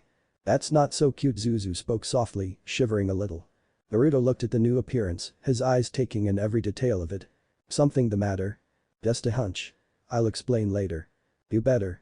"The heck is that?" Yaya stuttered, before shaking himself. "Sorry." Sora shrugged. "Not the first time, it won't be the last." Moving on, he grabbed a spell from his hand. I play the spell, Fright for Restock. Fright for Restock. Normal spell. Take a number of Fluffle and Edge Imp monsters and return them to your deck, max. 4. Shuffle it and draw cards equal to the same number of monsters sent back +1. I take Fluffle Bear and Edge Imp Sabers, then return them to my deck. He explained as he returned the cards. Then I shuffle, and lastly, I can draw 3 cards. His disc's auto-shuffler went to work, mixing the order of his cards up again. When it was done, Sora grabbed the top 3 cards and added them to his hand. Looking back to his opponents, he gave nothing away. Now to make things even more interesting, I'll activate the continuous spell, Fright for Factory. Naruto tensed. Considering the name that it shares with your monster, I'm guessing that lets you fusion summon again. Wait a minute. He's going to do it again. Yaya exclaimed. Got it in one, teacher. Sora nodded, evidently pleased. Just by removing a polymerization in my grave from play, I can do exactly what you said. And with it, I will fuse the Fluffle Leo and Edge Imp Saw in my hand. Said monsters were briefly seen behind Sora, albeit as silhouettes. Vanishing into a new fusion portal, Sora began chanting again. Steel blades possessed by demons. Become one with the Fanged Beast and show us a new form and power. Fusion summon. Fright for Leo. Sora's new monster was just as fiendish looking as the previous one he'd summoned. It was a tall gray-furred bipedal lion, with razor claws emerging from its hands, as well as a few circular saw blades forming its mane. Upon its arrival, it let out an insane cackle. ATK. 2400. Did the designer of this deck happen to be a player of Five Nights at Freddy's? Yaya thought, grimacing. He had not liked that game at all. Afterwards, he'd had a few nightmares about his performables doing to him what those animatronic animals had done to their nighttime security guards. Seeing these fusion monsters, he couldn't help but be reminded of it. The kids by now were shivering at Sora's new monsters. Skip by now had recovered from the shock and was looking over the field in concern. Those are some terrifying toys, he gulped. Zuzu had to keep reminding herself that his was a duel to keep her anxiety in check. I use Leo's special ability. Once per turn, I can destroy any monster on the field and deliver that monster's attack points as damage to the opponent. Sora looked between both of his opponent's fields before coming to a decision. And I think I'll make Ignatius and Naruto's life points go up in flames. Go Leo. Chuckling madly, the beast pounced forwards, drawing back its claws over its head. Bearing down on both Ignatius and a scowling Naruto, it shoved them forward, shattering Ignatius and hurling Naruto into a cotton candy bush. Naruto LP. 4000, 1600. You alright, Naruto? Yaya called out, a little worried for their new classmate. I'm okay. Naruto popped his head back out, pulling a bit of the soft candy from his hair.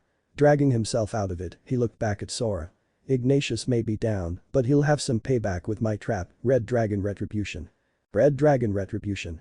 Normal trap. If a red dragon monster on your field is destroyed, your opponent must choose one card in your hand. Depending on the card chosen, activate the appropriate effect. Monster.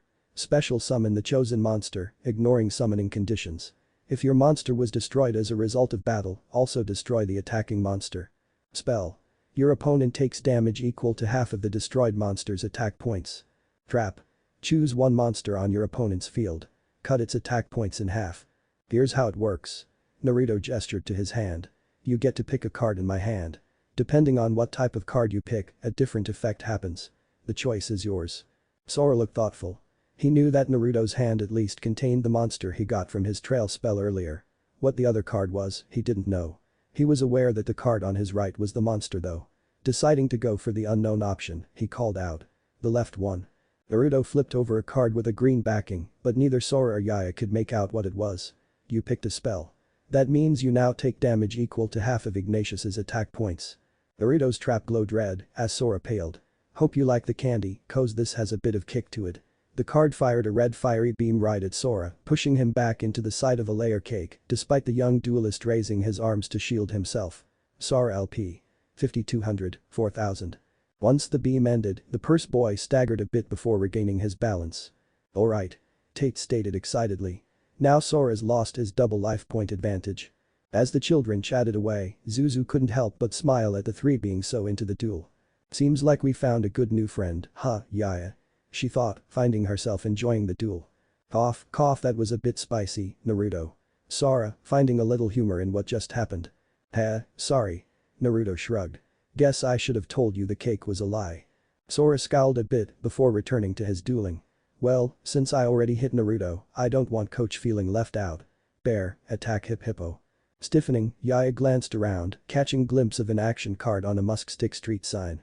Leaping onto Odd Eye's back, both he and his dragon charged toward it. Oh, no, you don't. Sora snickered before turning to one of his monsters. Leo. Toss me. Naruto was left astonished as Leo picked his duelist up, drew back its hand, then hurled Sora like a pitcher would a baseball. Soaring past Yaya, Sora quickly collected the action card he had been aiming for before flipping and catching his grip on a large candy cane. Swinging around it like a gymnast, he let go, somersaulting to the ground. As the children looked at him in awe at the stunt, he gave a mock bow. Another example of his training. Naruto mused. Good acting, rather fit for his age, and acrobatics. Just who is this kid? Sorry, coach, but I can't make this duel too easy for you. Sora smirked. Holy Yaya had no time to say much else as Frightful Bear found its target. Hippo was unceremoniously smacked into the caramel lake, just like when he and Yaya had fallen in earlier. Yaya LP. 4,000, 2,600. And now Sora clapped his hands. Frightful Bear's ability activates. Now what? Yaya groaned. Turning to look at said monster, he was surprised to see the demonic soft toy stick its paw into the lake, moving it about as if it was searching for something. Then it stopped and fished out a dazed, swirly-eyed hippo, to Yaya's shock. Wait a minute here. He exclaimed. What's your bear doing to my monster? When Frightful Bear destroys a monster, it takes the monster it destroyed from the graveyard. Sora explained, wagging his finger. Then equips the monster to itself, raising its attack points by those of the equipped monster. Naruto saw where the visual effect was going if the bear raising the hippo towards its face was any indication. I suggest you kids close your eyes for this, he warned, looking toward the audience area. This might get a little morbid. Zuzu had also realized. And quickly reinforced Naruto's suggestion, making the younger members of the school turn away until she said it was okay. Naruto was right as Frightful Bear proceeded to eat hippo in one gulp, letting out a belch a few seconds afterwards. Really? Cliché, much? Naruto thought as Bear was surrounded by a red aura, its attack points going up. ATK. 2200, 3000. Hippo? Yaya cried, more than a little disturbed by the visual effect. After this, Zuzu signaled that it was safe for the kids to look again. Well, Bear's had a shot. Time for Leo to paw at you. Said Sora. Leo, attack Yaya's swordfish, now. His mind going up a gear, Yaya raced into the village, with him and his monsters making like the gingerbread man would. Leo charged forward like a mad bull, smashing through a gingerbread house in the process. Searching for its prey, it saw Odd Eyes standing down the other end of the street, with Swordfish next to it. Rapidly swiping its razor claws forward, it created a shockwave which headed straight at Swordfish, whom started sweating a bit. Suddenly, the shockwave dissipated, mere inches from the monster it was supposed to vaporize. Sora raised an eyebrow. Is your lion having performance issues? Naruto asked casually, scratching his cheek, only to receive a harsh look from Zuzu. 3. Luckily the kids weren't paying attention to him, and more so at the vanished shockwave. This question had left Sora tongue-tied before Yaya's voice rang out. Nope, just me using the action spell Big Escape. Yaya had shown himself on a bridge over a stream leading toward the lake. Taking a huge sigh of relief, he went on. This card ends the battle phase. Not bad. Naruto complimented. Aw, phooey. Sora grumbled. Sighing, he withdrew 2 cards from his hand. I'll place these 2 face downs, then pass Yaya the torch. Sora H. 2. I didn't realize you carried one for him. Was a quiet statement. There was an awkward silence. Sora's brain rebooted rapidly. Well, I'm not. Don't worry, I'm not judging you. You suck, Naruto. Sora muttered softly, a tick mark forming on his head as he clenched a fist. Naruto would have gone further, but he didn't want to draw the audience to hear him. Some of his jokes were not suitable for present company. Kurama, however, had heard him via the mental link as he was rolling about on the floor, gasping for breath. Making a mental note to not use such jokes around the children, he glanced back at Sora. Sorry, but to be fair, you walked right into that one. He apologized. Sora gave a slight hum, calming down. True. Yaya had not heard what had just been said, having drawn his card and zoned out, staring at his hand. Coming to a decision, he looked towards Sora's 2 monsters. I'll use Performable Swordfish's ability on Frightful Bear. The copies of the monster came again, striking the ground around Bear, whom gave a slight moan as it powered down. ATK. 3000, 2400. Now Yaya's Odd Eyes is stronger than both of Sora's monsters. Tate exclaimed happily, his friends cheering along. And now time for a vanishing act, as my Odd Eyes is about to make your Frightful Bear disappear. Roaring, the pendulum dragon stormed ahead. Sora reached for his disc.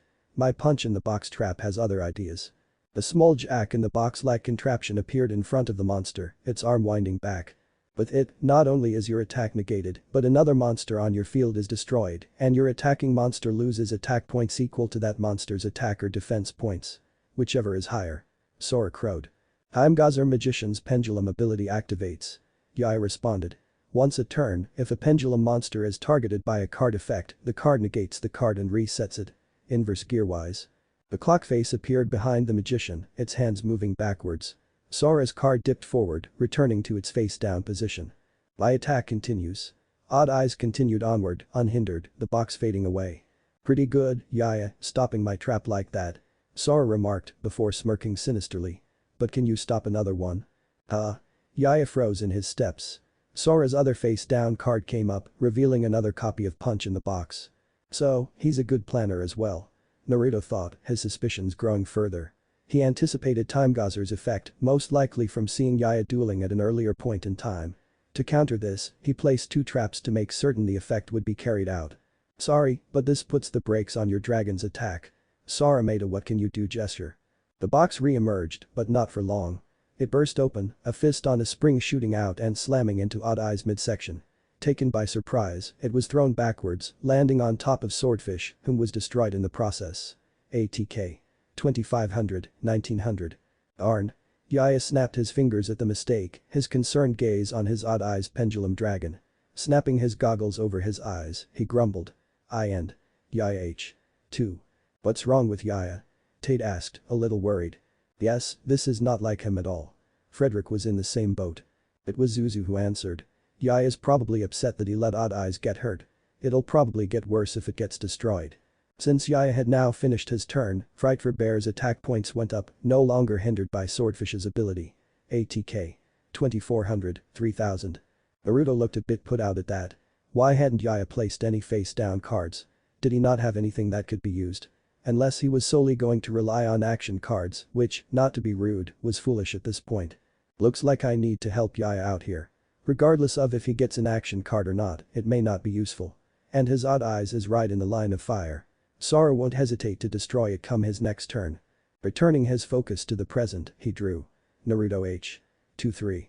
I activate the spell Sora picked out earlier, Card of Demise. He brought up the card, showing it to his opponents and audience. This lets me replenish my hand back to 5 cards, but in 5 turns, I must discard my entire hand. His explanation given, he reached for his deck to grab 3 new cards. Naruto H. 5. With that, I'll make use of Yaya's pendulum scale again. Directing the audience's attention to said scale, it started swinging once more. Time for a return appearance, pendulum. Naruto cried, fully enjoying himself. The portal deployed only 1 light this time. From the extra deck, welcome back, Red Dragon Shield Scales. The bulky defensive monster slammed back onto the field. Def. 2000. Did he just say extra deck? Skip asked, gaping a bit. He wasn't the only one. Even Yaya, having finally gotten out of his mood, was surprised by this new move. Turns out that when pendulum monsters are destroyed, they're sent to the extra deck, not the graveyard. Naruto punched his palm. Where they can be resummoned later. That's amazing. Ali gasped, in slight disbelief. That sounds so wunderbar. Frederick cried, shivering in excitement. Yaya, if he was a little honest with himself, was a bit jealous of Naruto right now. Throughout this duel, Naruto had discovered 2 new things about pendulum summoning that he, the creator of that form of summoning, had not. Despite this, he was floored by the revelation. That means that even if Sora destroys Odd Eyes, I can just bring it back on my next turn. This greatly pleased him. And it opened a door to so many new possibilities. I set 3 cards face down and end my turn. Naruto stated calmly, though internally, he wasn't like that. Naruto H. 2. Why didn't Naruto summon another monster? Frederick asked, puzzled. Maybe he didn't have any. Ali offered. Possibly. Zuzu stated, but it sounded as if she didn't believe that statement. He must have a plan of some sort. Tate scrunched up his eyes as he thought. No offense, Teach, but I was expecting more. Sora looked a little underwhelmed. Oh, don't you worry. Naruto wasn't affected by their expressions. I just went with my instinct here. That, and I can't summon anything to deal with either of Sora's monsters. I was hoping to be able to Ziz summon, but I don't have any monsters with matching levels at the moment. If you're sure. Sora stated drawing. Sora H. 3. But I don't think you'll be in this duel much longer. I activate Fright for Leo's special ability. Leo started cackling again. Once per turn, he destroys an opponent's monster and deals damage to its owner equal to its attack points. Sora looked between the duelists. And I think Pyrovern is the perfect target. If Sora destroys Pyrovern, Tate started. Naruto will take 1900 points of damage, Ali went on. But he only has 1600 life points. Frederick pointed out. Naruto, Zuzu whispered. Following his orders, Leo made tracks toward the red dragon, scraping its claws together as it did so. The dragon in question didn't even react, looking at the approaching monster impassively. With a shout, Leo brought its claws down, disintegrating Naruto's monster, causing an explosion. I play my face down. Naruto called out. Red Dragonic Defense. Red Dragonic Defense. Normal trap. Activate only if a red dragon monster on your field is destroyed. Cut your life points in half. You take no damage during this turn. If a red dragon on my field is destroyed by cutting my life points in half, Naruto growled out, struggling to stay where he was standing. Naruto LP. 1600, 800. I take no damage this turn. Naruto tried using his chakra to try and stick to the ground, but he misjudged the amount he needed, only to be sent flying back further than he would have, going through a gingerbread house window. Note to self. Go over my chakra control again. It looks as if my transference shot it to hell. He groaned as he stood up. That had not been a pleasant landing. As he climbed back out the window, doors were for civilians, he was a ninja, damn it. Yaya looked a little pale. While Naruto's life points were now safe, his weren't. A fact Sora was now realizing. Well, since I can't take Naruto out of the duel, I'll attack you instead. With dread, Yaya knew whom his only target was and raced off, trying to find an action card to save himself and his dragon. Right for bear. Snip up Odd Eyes Pendulum Dragon. Snipping its scissors evilly, the bear stomped after the dragon, looking more menacing as it got closer. Yaya was panicking as he ran past several types of cake. He couldn't find any action cards. And that bear wasn't far off. He had never been so relieved when Naruto cut in. I activate my trap. Suddenly, Frightful Bear inexplicably changed course, heading for Naruto's only monster. Hold up, where are you going? The bear's owner cried, indignantly, shaking a fist at it. He's going after Shield Scales. Frederick stated, scratching his head. But why? Tate asked. My trap, attack guidance armor is why. Naruto answered. With it, I'm the one who chooses the target for your monster to attack. And I say he's attacking Shield Scales. A disturbing face-like set of grey armor surrounded Naruto's dragon, the eyes on the chest plate glowing an eerie red. Sora reached for his action card too little, too late to stop it. Roaring, Frightful Bear lunged, slamming its paw into the bulky drake, destroying it. Sora stomped his foot childishly. Come on Teach, did you have to do that? I didn't, but I couldn't let Yaya fend for himself, now, could I? Thanks Naruto. Yaya called, relieved that he had avoided that particular onslaught, but he didn't stop looking around. Since Sora still had one monster left to attack with. Well then, time for my next monster to try its hand at destroying that dragon. Frightful Leo, shred his dragon to pieces.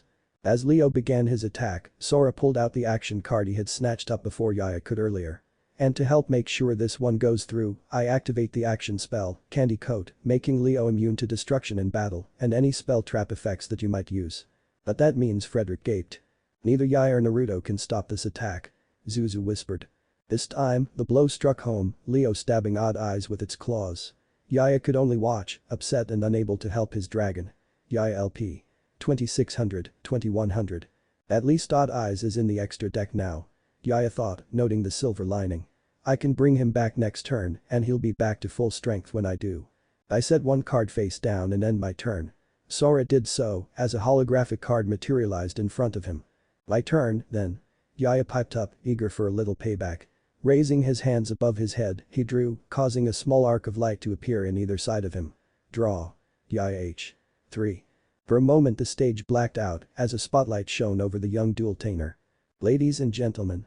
Yaya swept his arms out to the audience. The fun has just begun. Here he goes. Ali cheered. How will he do it this time? Judging from the excited exclamations that he could hear from the viewing area, Naruto could tell that this meant that Yaya was about to make a big move, possibly the finisher. As you can see, aside from my two magicians in the pendulum zone, my field is barren. Not a monster in sight. Yaya twisted his head this way and that, in search of the elusive monsters. But with the power of pendulum, that will soon change. Before I do so, I don't have all my cast members. Yaya shrugged, acting as if he was downcast. It wasn't long before his expression returned to its jubilant one. Not to worry. My performable recasting should help me out. Pointing his index finger upwards, he took a card and returned it to his deck. By returning performable Skeeter Skimmer from my hand to my deck, I shuffle and get 2 new cards. After it was reshuffled, his disc spat out 2 new cards for him. Wonderful. I now activate the spell, Monster Reborn, to bring Swordfish back to the stage. The black hole opened up in front of Yaya, allowing performable Swordfish to exit the graveyard. And now to call up the star performers. Swing forth, Pendulum. He called out. And just as he called, it did so. Once more, I can special summon monsters level 2 through 7, all at the same time. The portal opened for the final time this duel, shooting out 3 arcs of light. Firstly, Cheer On, performable Cheer Mole. The first one disappeared to show a bipedal female mole in a cheerleader's outfit, hiding its sparkling eyes behind its pom-poms. ATK. 600. And he's not the greatest or the best, but he's my King Kong banging on his chest. Performable Drummerella. The top hat wearing gorilla came out of the second light, its upper torso made out of a built-in drum kit, and instead of hands, it had 2 large spheres, so that it could bang the drums on its chest, Naruto supposed. ATK. 1600. And last, but not least, the dragon with dichromatic eyes. Returning from the extra deck, Odd Eyes Pendulum Dragon. In a small burst of flames, Yaya's ace monster made a triumphant return. ATK. 2500. Okay, now that that's sorted, who do I go after? Yaya mused. I have the cards to take that either of them out, but Sora won't take enough damage to lose if I kill Bear. And Leo may still become more of a problem later. Not to mention, he gazed at his second face down. I don't know what that card is. Looking between them, he decided. If this doesn't work, I'll try to take them both out. Even if Sora doesn't lose here, he'll be wide open for Naruto to finish him off. His mind made up, he put his plan into action. I'll use Swordfish's ability again, on Fright for Leo.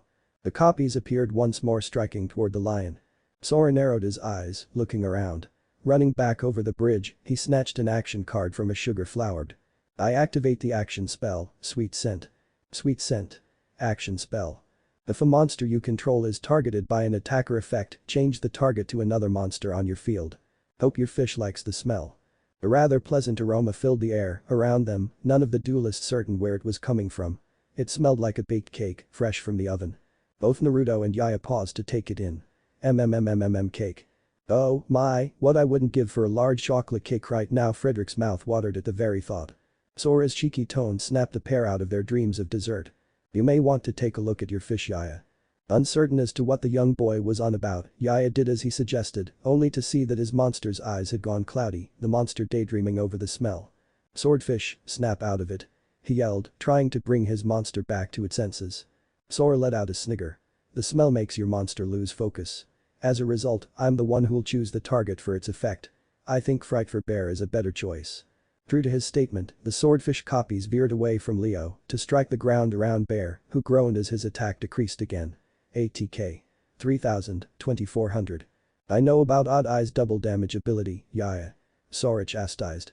Both my monsters fall into the category of being level 5 or higher, so I'm not about to let you end the duel this early. Now, you have to pick between 2 monsters with the same attack points. Yaya grit his teeth, but otherwise stayed calm. Plan A was out, that meant he'd have to go with Plan B. In that case, you won't mind if I make its attack go down further? Yaya questioned, smiling as he did so. Sora blinked. I activate the effect of performable Cheer Mole. Yaya gestured his arm toward the shy creature. Once per turn, if a monster's attack points change, Cheer Mole can affect it as well. Since your Fright for Bear lost attack points, Cheer Mole makes it lose another 1000 of them. Cheer Mole started dancing around a bit, shaking its pom-poms. In response to this, Fright for Bear staggered backward.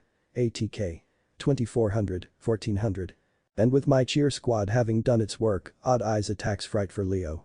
The pendulum dragon threw back its head, taking a deep breath in. At this point, Yaya rubbed his hands together.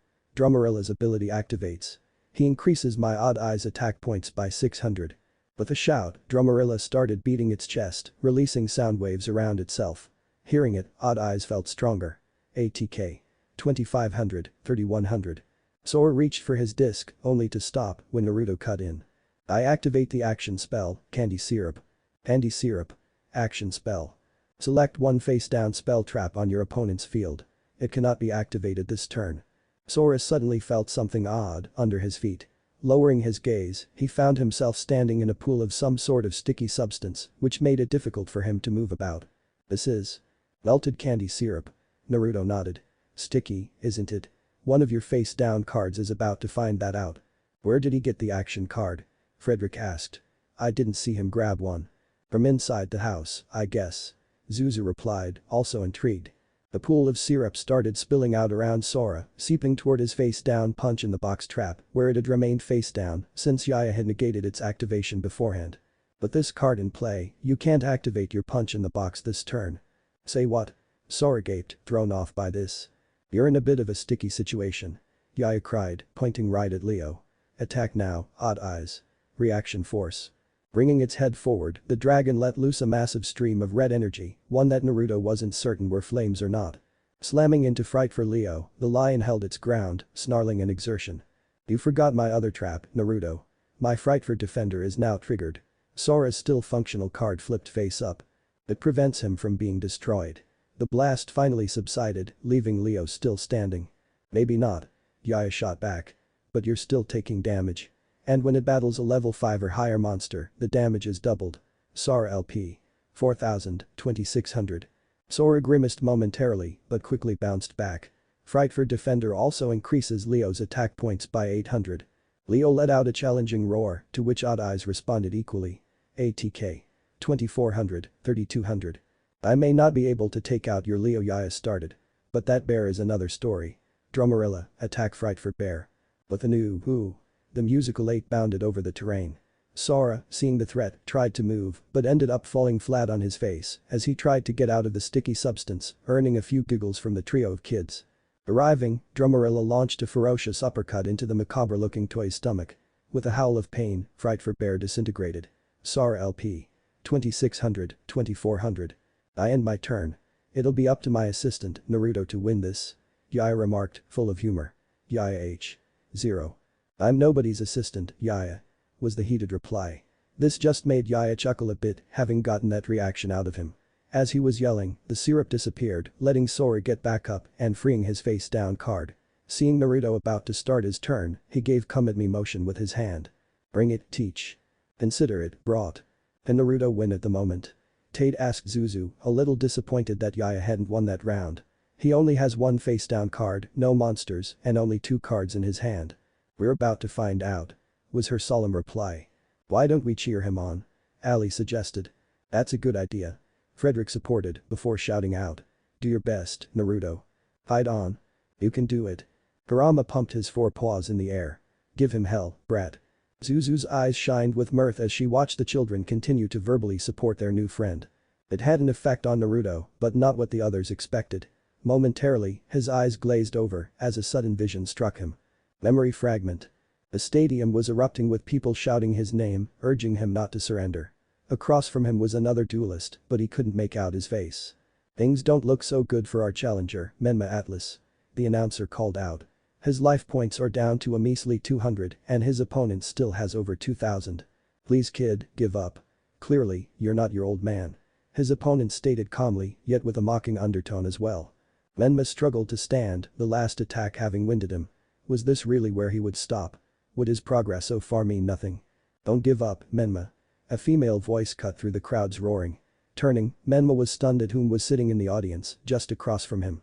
Where you came? Of course, I did. Now stand up. But if you lose here, Zark'll never let you live it down. Didn't you two make a promise to fight each other in the finals? That struck a chord with the young duelist. She's right. He thought. And I never go back on my promises. Standing took an effort, but he still did so. And the air filled with people chanting his name. Thank you, Ray. Then fragment. Naruto gasped, staggering forward slightly. Around him, Yaya looked worried and he wasn't the only one. Naruto. Zuzu called out. Are you alright? I'm fine. Was the placating reply, not that it convinced everyone else. What was that? A flashback, I think. One of my old memories sorting itself back into place. Well, just as well. Are you worried about me, Kurama? And why should I be? Tuckling, Naruto broke off. Well then, are you all ready for me to kick this duel into hyperdrive? He shouted out in a boisterous fashion. Go for it. The kids responded together. Yaya nodded eagerly, clearly hoping for something cool. And Naruto wasn't about to disappoint him. Well, in that case, Naruto placed both arms in front, his hand on top of his deck, the top of said deck and disc facing his opponents. Pausing for a second, he turned to Yaya. Might we drum up some suspense? It took a sec for Yaya to get it. Why not? Drummerella, drumroll please. As ordered, the gorilla started softly beating its drums quickly. Naruto nodded in thanks, then closed his eyes. It's. The audience, had they been sitting, would have been on the edge of them. Showtime. Naruto roared, drawing his cart and disc away from each other simultaneously, causing a small arc of flames to ignite in front of him. Zuzu's heart skipped a beat, wondering why that looked familiar. Naruto H. 3. Glancing at the card, letting the drumming die down, Naruto's lips twitched upward. I activate the spell, Red Dragonic Fusion. Red Dragonic Fusion. Normal spell. Using red dragon monsters from either your hand or field as fusion material, you can fusion summon a red dragon fusion monster. During the turn the fusion monster is summoned by this card's effect, it cannot be destroyed. By banishing a red dragon fusion monster in your graveyard, you can return this card to your hand. Fusion again, teach. Sora tilted his head, his eyes wide with wonder at what Naruto was going to summon. It's the best method ever, right? I believe they all have potential. Was the reply that earned a barely noticeable frown from the boy, but Naruto still saw it. Clearly the kid disagreed. Regardless, I now fuse the level 6 Red Dragon Gale Drake with level 5 Red Dragon Vice Wyvern in my hand. Red Dragon Gale Drake. Level 6. Scale. 4. ATR. Wind. ATK. 2000. Def. 1500. Type. Dragon Pendulum Effect. Pendulum Effect. Once per turn, you can return one spell trap your opponent controls to his hand. Effect. By banishing this card, return all spells traps your opponent has on the field to his hand. Red Dragon Vice Wyvern. Level 5. ATR. Dark. ATK. 2200. Def. 2000. Type. Dragon Effect. Effect. If your opponent controls a monster, while you control no monsters, you can special summon this card from your hand, but this card's original attack and defense points are halved. Faded versions of the dragons he was using briefly stood behind Naruto. Gale Drake was a bipedal dragon with scarlet scales, but with green highlights in certain areas. It had 2 horns growing out of the back of its head and a large pair of furled up wings. A spiked tail grew out behind it. Ice Wyvern was around the same size as its fellow red dragon. It had an enlarged head with slitted yellow eyes, its arms were built into its wings, and it was a darker shade of crimson. The silhouettes were then pulled into a new twisting portal of red and orange. Before long a set of vines started emerging from it. And Sora started getting a bad feeling. One that felt awfully familiar as Naruto started his summon chant. The union of these dragon souls is beyond lethal. Come together and bring about hell on earth with your venomous might. Fusion summon.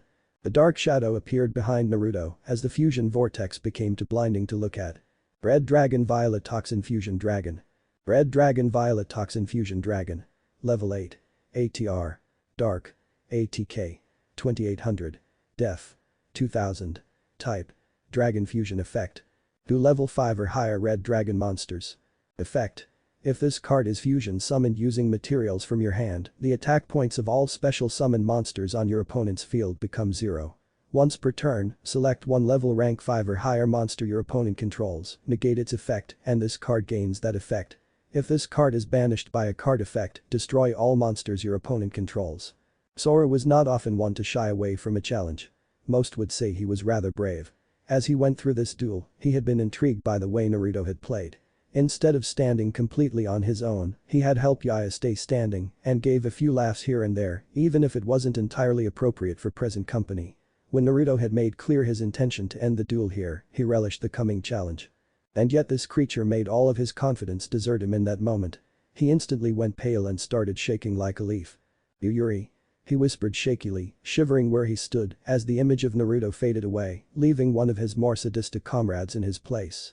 Along with the memory of one of his most crushing defeats. He couldn't breathe, he couldn't even think straight. He had to get away. No. He wouldn't lose again. He would. "Sora, what's the matter?" Sora looked up at his name being called, snapping back to reality. Naruto had moved closer to him and was looking at him with a raised eyebrow, his concern clear on his face. He was now next to the same candy floss bush he'd been sent into earlier. "It's nothing, I'm fine." Now that he was slightly calm again, he finally noticed that despite the heavy similarities, it was not Yuri's dragon. The armor plates were a darker shade of purple, the skin underneath instead of a blackish brown, was blood red, and it had 2 sets of wings emerging from its upper back, along with the 1 set from the lower back. ATK. 2800. Taking a deep breath, his heart rate finally went back down to normal levels. Damn, that thing nearly gave me a heart attack. A dragon matching Yaya's odd eyes is one thing, but another matching that thing. The hell. Burying his fear and confusion, he narrowed his eyes at the blonde-haired duelist. Just who is this guy? Violet Toxin's ability activates. Naruto looked victorious as he reached into the bush. When it summoned using materials from my hand, the attack points of all special summoned monsters on my opponent's field dropped to 0. It does what? Sora yelped, shocked, not noticing Naruto pull out an action card from the bush in his surprise. Oh, toxic wave. Gathering its arms around itself, the dragon began glowing a sickly purple before thrusting its arms out, releasing the sludge-like energy right at Sora's monster. The lion snarled in pain as its strength was depleted. ATK. 3200, 0. Glancing back at his field, Sora forced himself to keep his calm facade up. I still have my punch in the box, so I should be safe for now. Naruto, upon seeing Sora somewhat recover his composure, moved on with the duel. I play my final face down, Dragonic Red Healing. Dragonic Red Healing. Normal trap. Banish one red dragon monster in your grave. Recover life points equal to half of its attack points. By banishing red dragon Pyrovern, I regain life points equal to half of its attack. A shower of red particles showered over Naruto and he relaxed as his life points went up. Naruto LP. 800, 1750. Yaya looked puzzled. Wouldn't Ignatius have been a better choice for that effect? He wondered. Sora had raised both eyebrows, just as perplexed. Yeah, what gives, teach. I didn't do that just to raise my life points. Naruto retorted calmly, his eyes closed. Then they snapped open. I did that to remove Pyrovern. Sora scratched his head. Why? Because I have done so, Pyrovern's ability activates. A silhouette of the monster briefly appeared behind him. When it is removed from play, I can destroy one spell or trap on your field and then deal you 400 points of damage. Oh, shit, Sora gulped, bracing himself. His face-down card glowed briefly before exploding in a harsh fireball. Sora LP. 2400, 2000. Sora's on his last legs. Skip exclaimed. He has no real defense left. Tate looked more excited than ever. Go for it, Naruto. Ali supported. You may earn the right to learn pendulum summoning one day, Sora. Naruto stated sympathetically. But this is not that day. Violet Toxin, attack fright for Leo. Ultimate toxicity stream. Desperation finally set in for the young Obelisk Blue as he sped off, his eyes frantic as he searched for an action card. He needed something, anything to stay in this. Naruto's dragon started building up its power again. The final nail in Sora's coffin, however, were Naruto's next words. No action card you find will help. What do you mean? He asked, looking back over his shoulder, nervously. Naruto turned the action card he had found originally, but had not picked up. It was the action spell No Action. This show is over. Sora went dead in the face. But that means. The toxin dragon shot out a stream of purple flames that looked thicker and deadlier than any form of dragon breath that Sora had ever seen. He could only watch helplessly as his fright for Leo was struck, the attack blasting right through it, like a hot knife through butter. Its wound catching fire, the monster detonated with a harsh wail, flinging Sora back into the steam. I lose, Sora LP. 1900, 0. Naruto and Yaya win. The Acton field powered down, Sora still lying flat on his back. Slowly, he sat up to find a pair of hands stretched out in front of him. Yaya was standing to his left, Naruto on the right, with both of them offering to help him up. Taking the offered hands, the pair pulled him to his feet. Sora looked between them, unsure what to say. That was a fun duel. Yaya clapped him on the shoulder. We should do it again sometime. I'll say. Naruto grinned. Only next time, I think one-on-one would be a better idea. No complaints here. Sora groaned, working out a kink in his back. Come on, let's get out of here. The others are waiting. Yaya beckoned the other two as he walked toward the door. Sora stayed where he was, his gaze firmly locked on Naruto. He's different. Yuri would never offer help up someone who lost. That at least is a relief. But still, what was that? I'll be keeping an eye on you from now on. Naruto exited the field area just as the kids ran up to them. Well done, Naruto. Zuzu said as she walked toward them. So, what did you think of action dueling? It's different to what I'm used to. Naruto started. But I think that's a good thing. Before Naruto could continue, Zuzu snatched him by the ear and brought him close. I better not hear any more of those jokes around the kids, alright? She hissed in his ear in a tone that accepted no resistance. Yes ma'am, was his strangled reply. Whipped. Pan it. What was that about? Tate asked. Were you asking Naruto out, Zuzu? Sora gasped, trying to earn a bit of entertainment. Eh? Why would a girl like her go out with him? Yaya asked, not realizing the danger, nor the dark miasma surrounding his childhood friend. Whip. Whap. Both boys' faces hit the ground, Sora for insinuating such a thing, and Yaya for indirectly insulting both her and Naruto. Zuzu blew a bit of steam off her fan, pleased with herself. Me and my big mouth, Sora mentally vowed not to get on Zuzu's bad side again. Why do I bother? Yaya groaned. As he spoke, Kurama was quick to reclaim his place on Naruto's shoulder. You like it there, huh?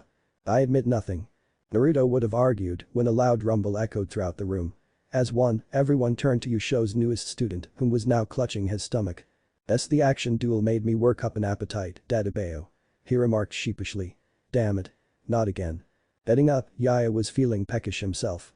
Well, since you're staying with me, why don't we go see if my mom can cook us up an early dinner? Sounds good to me. Naruto rubbed his stomach, eagerly anticipating the coming meal. I wonder if she can make ramen. Kurama's sweat dropped. Of course. After saying his farewells to the kids and Zuzu, the three boys set out, their destination. Yaya's house. Leo Corporation Tower. Declan Akaba stood at his window over the city, his ever-present scowl not leaving his face. As he did, he thought over the more recent development. Not too long ago, they had detected a few surges of fusion energy. 2 of them had been caused by one Sora Purse, whom by now Declan was certain was a puppet of his father, Leo Akaba in the fusion dimension. It was to be expected that Leo would try to probe this dimension's defenses. But by doing so, he may have just tipped his hand. They were now aware that he was doing that and prepare accordingly. The other 2 fusion surges were brought about by the newcomer, Naruto Atlas Uzumaki. Now this had been a twist that he had expected and yet one that unnerved him all the same. Other than himself, there had not been a duelist that had been able to make use of all existing summon methods. Well, technically Naruto was the first to do so in this case, as his company was still working to create their own prototype pendulum cards. This is, pendulum, synchro, and now fusion. From what data they had recovered, Naruto's synchro energy was by far his strongest, leaving little doubt in his mind where the unknown had originated from. The synchro dimension. The main question is, why are you here? Are you acting alone? Have synchro already formed an alliance with my father? Or is something else at work here? All were relatively reasonable questions, but the young president had no answers to any of them. And he despised being left in the dark in matters such as this. Thinking hard for a moment, he returned to his desk, pressing a button on the right side of it. Within a few minutes, his assistant was at the door. Yes, Mr. President. Claude, contact the Fuma clan. I have a job for them. Yes, sir. As Claude moved to perform his assigned task, Declan sat back, taking a sip from a cup of coffee he had prepared earlier. They should be able to discern the truth. Let's see who you really are, Mr. Atlas Uzumaki. Yaya's house, a while later. Yaya opened the door, allowing the 3 boys and Fox entrance. I'm home. In the kitchen, Yaya. A female voice echoed throughout the house. Walking toward the origin, the boys found a youngish-looking woman with dual-toned blonde gold hair and green eyes. She wore a pale-colored long-sleeved top, with the sleeves pulled back to her elbows, a pair of denim jeans and light brown flats. This was Yuko Sakaki, Yaya's mother. She was bent over the stove, about to put something on, when they came in. Noticing the new addition to the group, she put the pot to one side, deciding to cook after she found out whom this new stray was. Sora, Yaya, welcome back. And whom might this be? She asked curiously, turning to Naruto with a raised eyebrow. I'm Naruto. Yaya was kind enough to offer me a place to stay, as I don't really have anywhere else to go at the moment. Naruto explained, not wanting her to get the wrong idea. He then tilted his head. He didn't mention that he had an older sister though. Yoko stiffened, going a little red in the face. You think I look that young? Oh boy, here we go again. Yaya's sweat dropped, while Sora smirked widely, remembering what had happened a few days ago. Yoko let out a squeal. Oh, well, aren't you a charming young man? She smiled, flattered highly by the compliment. Of course, you can stay as long as you need. What did I say? Naruto looked around confusedly, not entirely sure why he got that reaction. Sighing, Yaya explained. Naruto, this is my mother. Naruto's jaw hit the floor. Holy damn if she hasn't aged well. Agreed. Kurama was bug-eyed at the information. It was at this point that Yoko finally noticed Kurama perched atop Naruto's shoulder. And who's this little cutie? She asked, snatching him up. Now, see here, I'm not cute. I am the mighty Kyuubi no Kitsune. I can cause tsunamis and earth. Oh, that's the spot. Kurama became putty in her hands as she started scratching him behind the ear. Trying to change the subject, Yaya asked, so, what's for dinner tonight, Mom? Naruto's room for the night, much later. Naruto had been situated in the house's guest room, while Sora bunked with Yaya, much to the latter's annoyance. Off to the side, Yoko had placed a large cushion for Kurama to sleep on. He was taking enjoyment in curling up on it. It was a lot more comfortable than Naruto's old seal, that was for certain. Naruto was getting ready for bed, clad in a black singlet top, which did nothing to hide his toned chest, and red boxers. Kurama opened a red slitted eye, looking at his container. "So, did that duel get you what you need?" "I think I got a good judge of Sora." "Well, let's hear it." Aside from his prior physical training and acting skills, I got the sense that Sora was like his deck. His fluffles showed his external appearance, friendly and unthreatening. The edge imps hinted a darker side, with the Frightfurs fully bringing that side into the light. I got the sense that the Frightfurs were his real monsters. Sounds about right. Considering this and his other skills, you do realize that he's probably a spy, right? Most likely. Question is though, for whom? You've got me. We'll have to keep a close watch on him from now on. Indeed. Kurama yawned. Well, I would like to get some sleep without getting my fur wet for once. Naruto cringed slightly, remembering his seal's format as a sower. Did I ever apologize for that? You don't need to. I blame Minato for setting that seal up, not you. Till tomorrow, Gaki. Kurama closed his eye again before settling down to sleep. Naruto briefly glanced outside his window, looking out at the night sky. What a day. Pulling down the blind, he settled into the bed for some shut-eye of his own. The first day of his new life was over. Only time would tell what the next would bring. Chapter end. What if Dragon Naruto was in Yu-Gi-Oh! End here, and thanks for watching my video till the end.